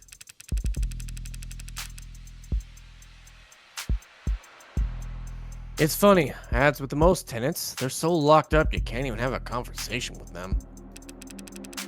And outside the armed forces, the only ads with a single-digit tenant counts are just vacuuming floors. The most impressive ones, like what you've got here, fall somewhere in the middle. I feel like they suppressed the peak. Sorry, I went on a tangent there. Only thing left is the evaluation. What gets evaluated? Total financial worth for insurance purposes. Again, Morgan shits a brick. Yeah, the insurance companies made sure we had very accurate algorithms for this. No room for human error, they insisted, with no sense of irony. Wow. I mean, I knew it was custom, but... What price could they have possibly? That's a lot of digits. You should know these formula are pretty conservative with their estimates. I bet! Stingy, even. If Sarah's really David's last and greatest work. They say some things are priceless, but when you force an insurance algorithm to pick up the number... Try not to get any scratches on it, I guess. I love when I can do Morgan internally angrier than she ever projects. I just like the joke of like you zoom out and the house explodes. Yeah. That's like like it's you take that and you memify it by putting a picture of Morgan's face smiling, but then it's like the overlay over top of her brain is that image of the house exploding. Now I'm gonna say we're kind of in a very much narrative like cycle. Yeah. What is everyone's heart out? Because I know some of us need it more than others. I'm gonna, whenever we get to a good stopping point, that's what I'm gonna need to take off. Honestly, this feels like a good stopping point because it really does. we've been going for about 3.5 hours and we just finished up that scene. Mm-hmm. All right, well then let me just tell people where they. Well, first I'm gonna save. Sorry. Yes, I'm pulling back the curtain. I put up the BRB screen. I'm gonna fucking save because yeah, a lot of stuff happened. Mm-hmm. Mm-hmm. But now you guys tell people where they can find you, and I will find someone to read. I'm sorry. Zakoduo. No. Just tell people where they can find you because I forgot we're recording this offline. I mean, Hey, YouTube comments. What should our raid message be? Oh yes, no. If you watch this episode, if you stay for the whole ride on YouTube, you decide the raid message. Put it in the comments. Yep, put in the We'll comments. use it What's for our the raid next message three. be? And you know what? Bonus points. If someone actually does it and it's like legit, we'll use it next session. Yep. It'll at least be the episode at most. Well, at Yep. least. But At yes. least. But now, one of you two play us out, and I'll be the last one. Sure. I'm Zakoduo. You can find me at Twitch at Zakoduo, Twitter Zako_Duo, and Blue Sky, just no underscore. Streams have been a little sporadic the last few weeks. I've been experiencing some internet troubles. I thought they were fixed, but they came back this week, so that's fun to deal with. Should be getting it here fixed soon, but as far as what I'm going to be doing, I'm going to be providing some more coverage on the Gundam trading card game. There have been a lot more cards released, so we've got some new rulings to go over, some new test matches. Some of the starter decks are almost finished, so we're getting into that. Still planning on Like a Dragon Infinite Wealth movie night. It's been a year since we've last played due to our previous technical issues, so we'll be watching all the cutscenes to catch us up with the story and recap everything. As far as anything else, I do have a couple indie games that I've been eyeing at, but the big thing is Death Stranding. We started streaming that. Goal is to try to have it done before Death Stranding 2 comes out in June. So we've gotten one playthrough done before the internet issues cropped up, so we'll be trying to resume that on Saturdays when we're not doing No Love War Extra. Hell yeah. You're gonna have fun with that. Oh, I've already beaten it once before, but I'm playing the director's cut. Okay.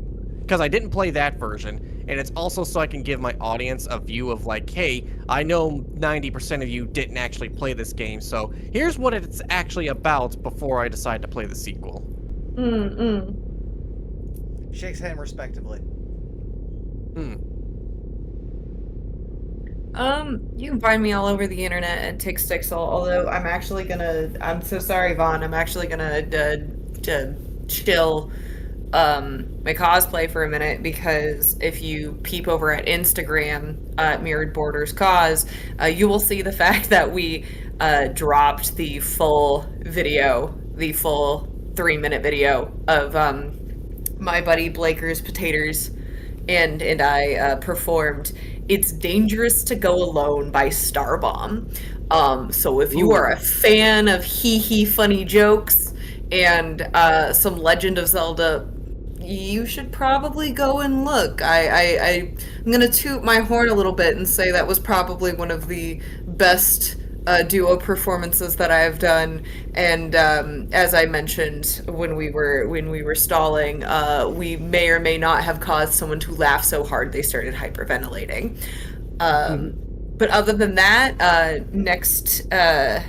next week Sunday, so not tomorrow but the week after that, we will be resuming Those Who Wander on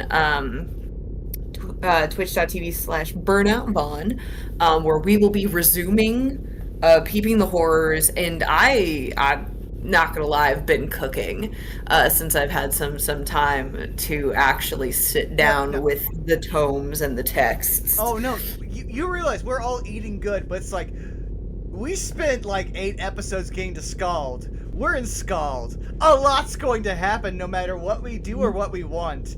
But we agreed to a Domains of Dread game, so we're all masochists, so hurt us. Yeah, no, I've been cooking a lot. There's a lot that I've been doing in preparation for not just next session, but just in general.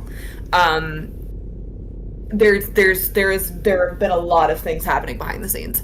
A lot of things have been happening behind the scenes in preparation for this next arc. And we're gonna start off really strong and with a bang, I think. But that's me. Well, that leaves me left. Hi, I'm Burnout Vaughn. You've already found me here at twitch.tv/BurnoutVaughn. You can find me on Blue Sky and YouTube at Burnout Vaughn, over on Patreon, Burnout's Bar. Next week, Phase of Our Lives, where we organize a guerrilla army to kill a hag. Saved by a Spell, where we make peace with the fact that our entire game has now become MGS Sons of Liberty.